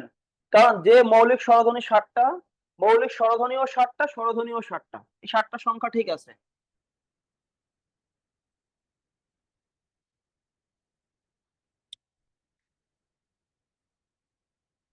আচ্ছা এখন যখন আমরা বলবো বর্ণ, খেয়াল করেন, যখন বর্ণ বলবো তখন কিন্তু এটা বাদ যাবে। বর্ণ 6টা কি কি? অ, আ, ই, উ, এ আর ও। বর্ণ বললে এ বাদ যাবে। দেখেন আপনারা যে, আমরা যে 11টা স্বরবর্ণ লিখেছিলাম, এই 11টা স্বরবর্ণের মধ্যে কি এ ছিল? ছিল না, এ কিন্তু ধ্বনির মধ্যে ছিল। সুতরাং মৌলিক স্বর ধ্বনি 7টা, মৌলিক স্বরবর্ণ 6টা। বুঝতে পেরেছেন? 6 আর 7-এর ব্যাখ্যা ক্লিয়ার? তার মানে মৌলিক মানেই এই বিশেষ পরীক্ষায় প্রশ্নটা বহুবার আসছে, মৌলিক স্বরধ্বনি কয়টা? 7টা। মনে করেন আগামীতে আসলো মৌলিক স্বরবর্ণ কয়টা, মৌলিক দেখে 7টা অ্যান্সার করলেন হবে? হবে না। তার মানে খেয়াল রাখবেন কি এখানে কি ধ্বনি বলছে নাকি বর্ণ বলছে? অবশ্যই ধ্বনি আর বর্ণের ডিফারেন্সটা বুঝতে হবে। তাহলে ধ্বনি 7টা, বর্ণ কয়টা? 6টা। সবাই বুঝছেন 7 আর 6 এর খেলাটা? বুঝছেন তো সবাই? ওকে, এখন আসেন যৌগিক স্বর। যৌগিক স্বরবর্ণ দুইটা, এই দুইটা কি কি? ওই এবং ও। এই দুইটা বর্ণকে, এই দুইটা লিখিত রূপ আছে, আমরা 11টার মধ্যে পেয়েছি। আর এই ওইটা ভাঙলে কি পাওয়া যায়? ও রস্বইকার ওই, এটা পাওয়া যায় ও রস্বইকার ও। যৌগিক কেন বলছে জানেন? আর এখানে দুইটা করে বর্ণ আছে, এজন্য যৌগিক। যৌগিক মানে দুইটা, ঠিক আছে? মৌলিক মানে মূল একটা, সুতরাং দুইটা আছে দেখে যৌগিক। এখন আসেন যৌগিক স্বরধ্বনি 25টা। ভাই এই 25টা কোত্থেকে পাবো? এই 25টা পাওয়ার জন্য আমাদের একটা চমৎকার জিনিস বুঝাবো এখন, সেটা হলো মনে করেন এর আগে আমাদের স্বরবর্ণ পড়ছি না? এই যে স্বরবর্ণ গুলো পড়ছি, এই যে 11টা স্বরবর্ণ না? এই স্বরবর্ণ গুলো একে অপরের সাথে যখন মিলাই দিবেন তখন 25টা পাওয়া যাবে। যেমন অ এর সাথে রস্বইকার মিলান, আকারের সাথে রস্বইকার মিলান, এরকম মিলাই দেখেন। এটা মুখস্থ করার দরকার নেই, এটা শুধু আপনি টেকনিকটা বুঝলেই হবে। শুধু এতটুকু মনে রাখেন যে আমার হচ্ছে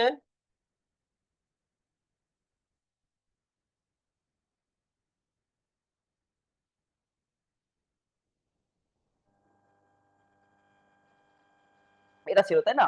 কারণ মনে রাখেন যে যৌগিক স্বরধ্বনি কয়টা? 25টা। এখন এই 25টা কি কি এটা ডাজেন্ট ম্যাটার, এটা মুখস্থ কখনোই করবেন না, সংখ্যা মনে রাখেন। এই 25টা আপনি বের করবেন, দেখেন কিভাবে। মনে করেন আপনি অ এর সাথে রস্বইকার মিলান, কি হয়? ওই। এবার আকারের সাথে রস্বইকার মিলালেন, কি হবে? আও। এবার অ এর সাথে আকারের সাথে ও মিলালেন, কি হবে? আও। এবার রস্বইকারের সাথে ও মিলান, কি হবে? ইও। এভাবে করে যখন পরস্পরকে মিলিয়ে দিবেন কয়টা পাওয়া যাবে? 25টা। কয়টা পাওয়া যায় বলেন তো? 25টা। এগুলো বের করা যায়।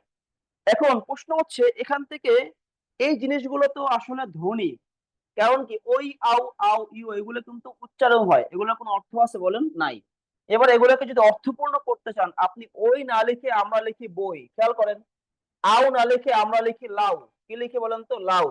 আও না লিখে আমরা লিখি যাও। হুম? ইও না লিখে আমরা লিখি কি? দিও। খেয়াল করেন এই জায়গায় যখন আমি লিখলাম তখন কি হলো? তখন দেখেন বইয়ের মধ্যে কি আছে? ওই আছে। লাউয়ের মধ্যে আকার হ্রস্ব উকার আও আছে। যাওয়ার মধ্যে আকার ওকার আও আছে। ইওর মধ্যে হ্রস্বই ও কি আছে? ইও আছে। দেখছেন? তাহলে এগুলো প্রত্যেকটার মধ্যে যৌগিক স্বর আছে। এখন আপনাকে যদি বলে তাহলে বলেন তো, মা, বাবা, ভাই আর বোন, এই 4টা শব্দের কোনটা যৌগিক স্বর বলেন? মা, বাবা, ভাই, বোন কোনটা যৌগিক স্বর? মা, বাবা, ভাই, বোন কোনটা যৌগিক স্বর বলেন তো? Very good. কারণ যৌগিক ভাইয়ের মধ্যে কি আছে? আই। ভাইয়ের মধ্যে কি আছে? আই। ভাইয়ের মধ্যে কি আছে বলেন তো? আই। যদি এরকম 4টা শব্দ দিয়ে বলে নিচের কোনটা যৌগিক স্বর বের করা যাবে? এই প্রশ্নগুলো কিন্তু আনকমন প্রশ্ন, পারবেন তো? তাহলে মনে রাখবেন, আবার ভাইকে আমি বলেছি কয় অক্ষর? 1 অক্ষর। এবার একটা ফর্মুলা লিখে নেন, আমার ফর্মুলা, যে লেখেন সকল যৌগিক স্বরই 1 অক্ষর। দেখে লিখে ফেলেন, সকল যৌগিক স্বরই কয় অক্ষর? এটা একটা ফর্মুলা। সকল যৌগিক স্বরই 1 অক্ষর, তাহলে আপনার ভুল হবে না, যৌগিক স্বর চিনতেও ভুল হবে না, 1 অক্ষর চিনতেও ভুল হবে না। সকল যৌগিক স্বর, সকল যৌগিক স্বর 1 অক্ষর। সকল যৌগিক স্বর কয় অক্ষর? 1 অক্ষর। সকল যৌগিক স্বর 1 অক্ষর, বুঝতে পেরেছেন? সকল যৌগিক স্বর কয় অক্ষর? 1 অক্ষর। তার মানে আপনাকে যদি বলা হয়ে থাকে, অক্ষর না বলে বললো যে নিচের কোন শব্দে যৌগিক স্বর আছে, আশা করি বের করতে পারবেন, তাই না?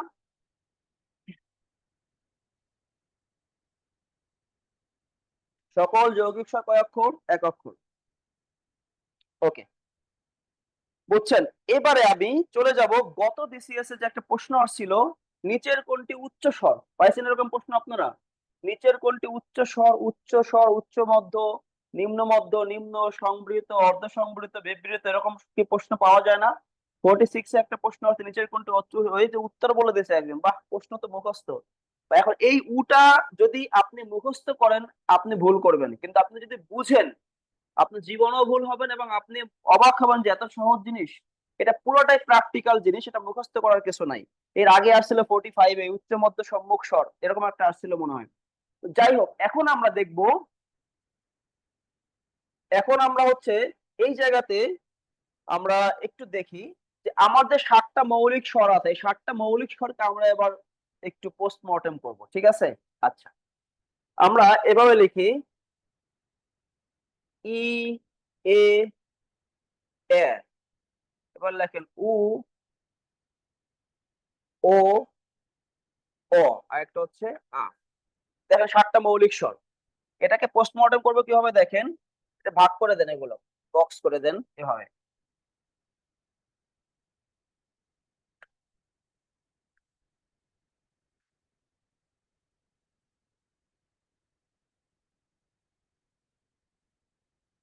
আচ্ছা, বক্স করে দিলাম। এবারে আমি হচ্ছে লিখে দেখেন, এটা লিখবেন উচ্চ। এই কালে কি দেখা যায় উচ্চ? এই কালে কি দেখা যায়, নাকি অন্য কালে ব্যবহার করব? আবার কালারের সমস্যা আছে আমার আবার। ঠিক আছে, এটা এটা চলবে। উচ্চ, উচ্চ মধ্য, তারপরে নিম্ন মধ্য।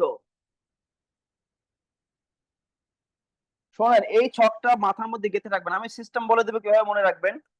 নিম্ন, মধ্য, একটা হচ্ছে নিম্ন। ঠিক আছে, এখানে লিখবেন সংবৃত, সংবৃত। পিঙ্ক কালার ইউজ করেন। পিঙ্ক কালার কোনটা যেন, গোলাপি। আচ্ছা, এটা শেষ করি। আচ্ছা, মেয়ে নিশ্চয়ই কোনো মেয়ে কমেন্ট করছে, গুড, মেয়েদের পছন্দের কালার পিঙ্ক কালার। যাই হোক, আচ্ছা, এটা শেষ করে সংবৃত, এরপরে অর্ধ সংবৃত, অর্ধ বিবৃত। আচ্ছা, করব। আর এটা হচ্ছে বিবৃত।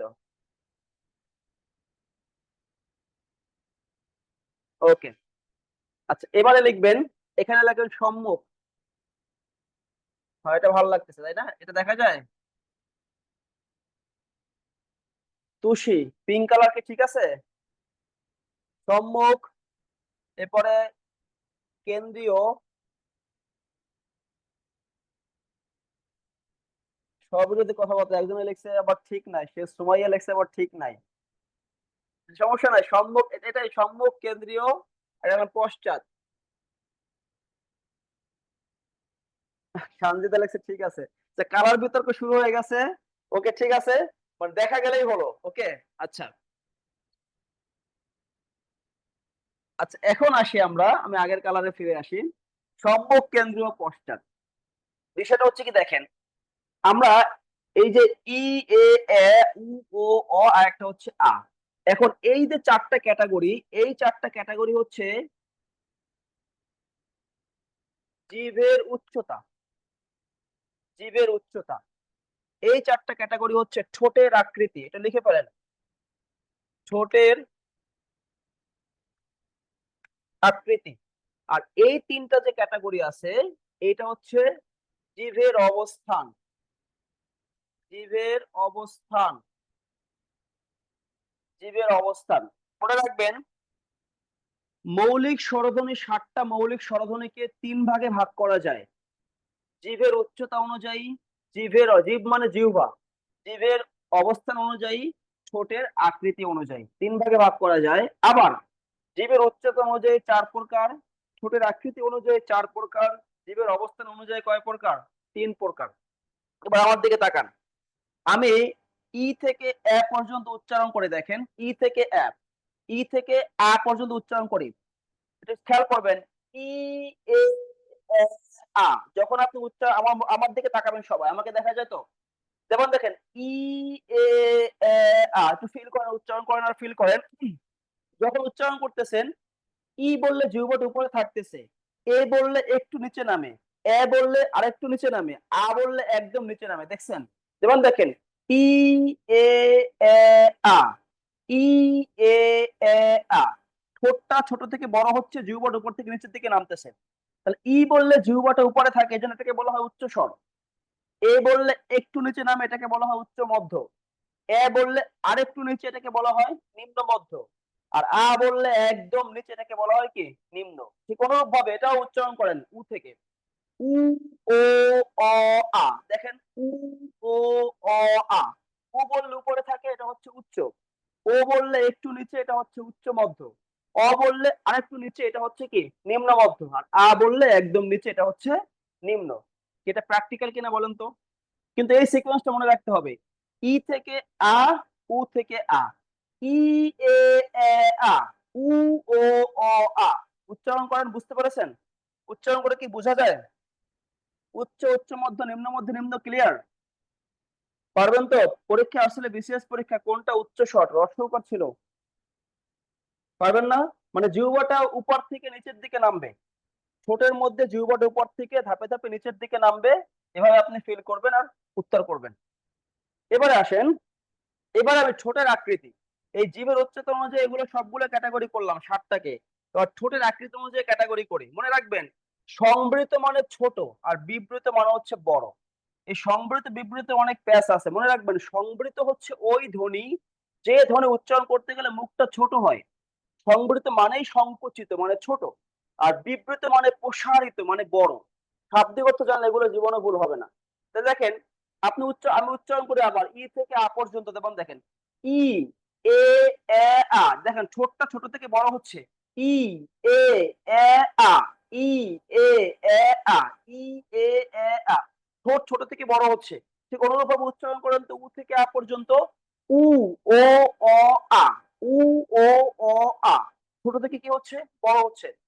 তার মানে যখন ঠোঁটটা ছোট থাকে সেটাকে বলা হয় সংবৃত, একটু বড় হলে সেটাকে বলা হয় অর্ধ সংবৃত, আর একটু বড় হলে সেটাকে বলা হয় অর্ধ বিবৃত, আর আ একদম বড় হলে সেটাকে বলা হয় বিবৃত।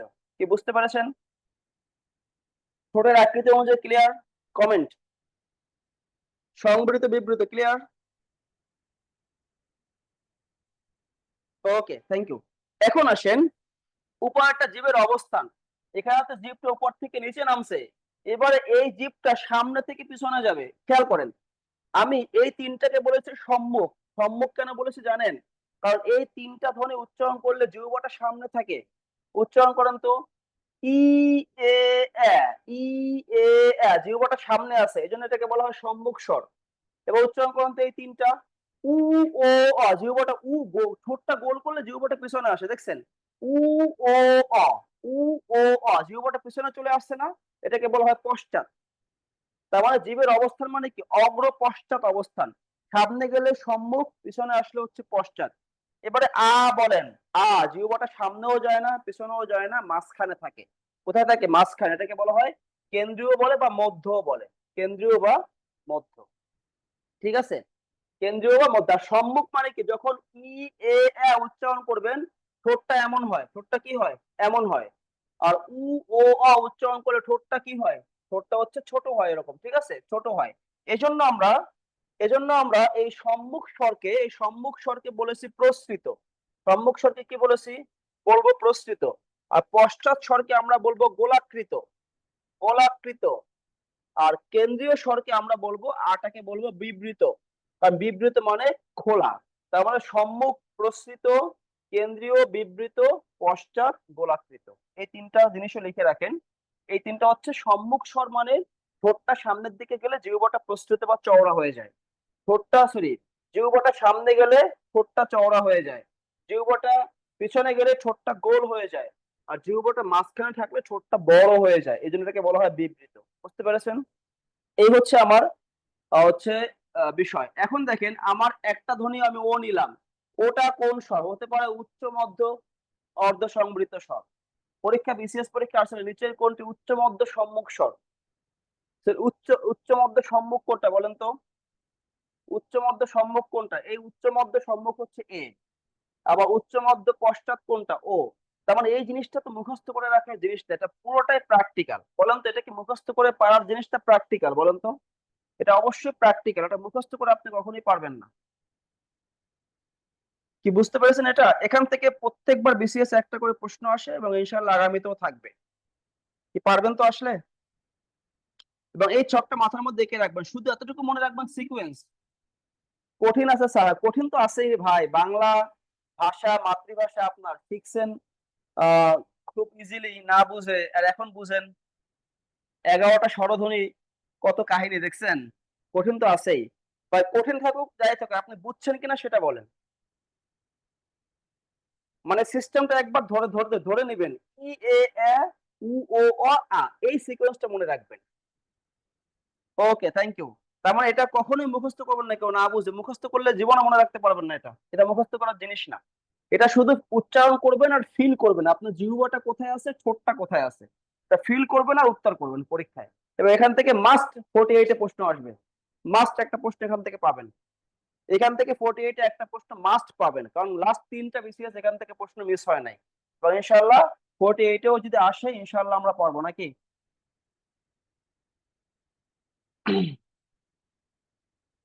ওকে, আমরা এবারে ব্যঞ্জন ধ্বনি। ব্যঞ্জন ধ্বনি কি আপনারা টায়ার্ড হয়ে গেছেন? ব্যঞ্জন ধ্বনি কি পরের ক্লাসে করবেন? ব্যঞ্জন ধ্বনিতে আমার 20 মিনিট লাগবে, নাকি কন্টিনিউ করব? লোড কি বেশি হয়ে গেছে আজকে?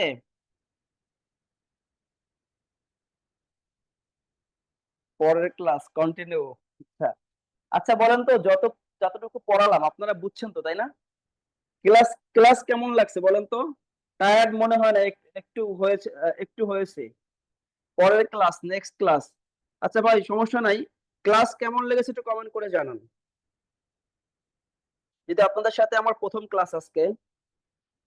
আমি ভাই অনলাইনে ক্লাস নিতে অভ্যস্ত না, অফলাইনে আমার ভালো লাগে ক্লাস নিতে। আচ্ছা, ক্লাস ভালো মন্দের বিষয়টা হচ্ছে আপনি কতটুকু বুঝতে পেরেছেন, কত সহজে, কত সহজে, সেটা হচ্ছে মূল বিষয়। পরের ক্লাসে আমরা এক কাজ করি, আমাদের পরের ক্লাসে মেবি আমরা সন্ধি পড়বো, বুঝছেন?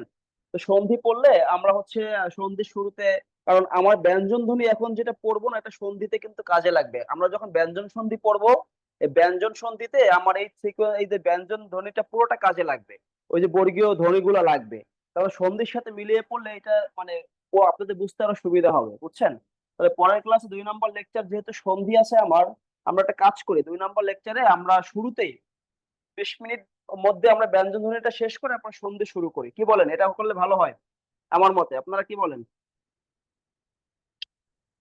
একটু একটু স্লো বলতে হচ্ছে আসলে লেকচারটা অনেক বড় বিধায় হচ্ছে আমরা একটু দ্রুত এগিয়েছি। কারণ হলো আপনারা এখন কাজ করবেন, এটা ভিডিও থাকবে, আপনারা অবশ্যই পরে আরেকবার এই ক্লাসটা আরেকবার করবেন। ঠিক আছে? আমি অনেক কিছু আমি বোর্ডে লিখি কম, অনেক মুখে আরো বলি বেশি। এই জন্য আপনারা অনেক কিছু শুনবেন, শুনে শুনে হচ্ছে আপনারা অনেক কিছু নোট করে রাখবেন। ঠিক আছে? সমস্যা নাই, আপনাদের মতামতের গুরুত্ব দেবো ইনশাল্লাহ সামনে। ওকে, তাহলে ক্লাসের রেকর্ডটা অবশ্যই থাকবে, রেকর্ডটা অবশ্যই থাকবে। আপনারা যোগাযোগ করেন ওরাকলের ওই যে কর্তৃপক্ষের সাথে। রেকর্ড তো অবশ্যই আছে, আমাদের রেকর্ড অলরেডি আছে, রেকর্ড থাকবে, আপনারা এটা পাবেন। তো ঠিক আছে সুপ্রিয় শিক্ষার্থীবৃন্দ, আপনাদের সাথে আশা করি যদি বেঁচে থাকি, সুস্থ থাকি, আবার আগামীতে দেখা হবে। এ পর্যন্ত আপনারা ভালো থাকেন, সুস্থ থাকেন, সুন্দর থাকেন। আর হচ্ছে মানে যদি হচ্ছে আমার নাম আসিফ মামুন, যদি আমাকে কোনো বিষয়ে প্রশ্ন করতে চান, তাহলে আমার আসিফ মামুন নামে ফেসবুক আইডি আছে, এখানে আপনারা যুক্ত হন বা না হন, সেখানে আপনারা যে কোনো প্রশ্ন বা জানার জন্য যে কোনো প্রশ্ন আপনারা করতে পারেন। এই যে ক্লাস করেছেন, অনেক কিছু বোঝেন না, না বোঝাটা স্বাভাবিক কিছু বিষয়। তো আপনারা আমাকে পরিচয় দিয়ে মেসেঞ্জারে প্রশ্ন করতে পারেন। আমি ইনশাল্লাহ প্রতিদিন এরকম কিছু কিছু প্রশ্নের উত্তর দিয়ে থাকি আপনাদের সুবিধার্থে। আসিফ মামুন হচ্ছে আমার ফেসবুকের আইডি, ঠিক আছে? এখানে আপনারা যে কোনো প্রশ্ন করতে পারেন, মানে জানার জন্য রিলেটেড প্রশ্ন, আসিফ মামুন। ওকে, তো ফেসবুকে আইডি আছে, এখানে আপনারা হচ্ছে প্রশ্ন করবেন আমাকে যদি কোনো কিছু না বুঝেন।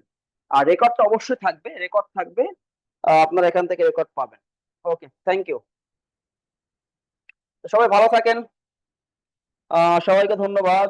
আহ, আর রেকর্ড থাকবে কিনা সেটা আমি বলতে পারি না, আমি তো ক্লাস নিতে আসলাম। আপনারা একটু যোগাযোগ করে নিয়েন, হেড অফিসারদের সাথে কথা বলে নিন। ঠিক আছে? অবশ্যই রেকর্ড থাকবে। তো ঠিক আছে, সবাই ভালো থাকেন, সুস্থ থাকেন, সুন্দর থাকেন, এই প্রত্যাশা আজকের মতো এখানে বিদায় নিচ্ছি। আল্লাহ হাফেজ, আসসালামু আলাইকুম।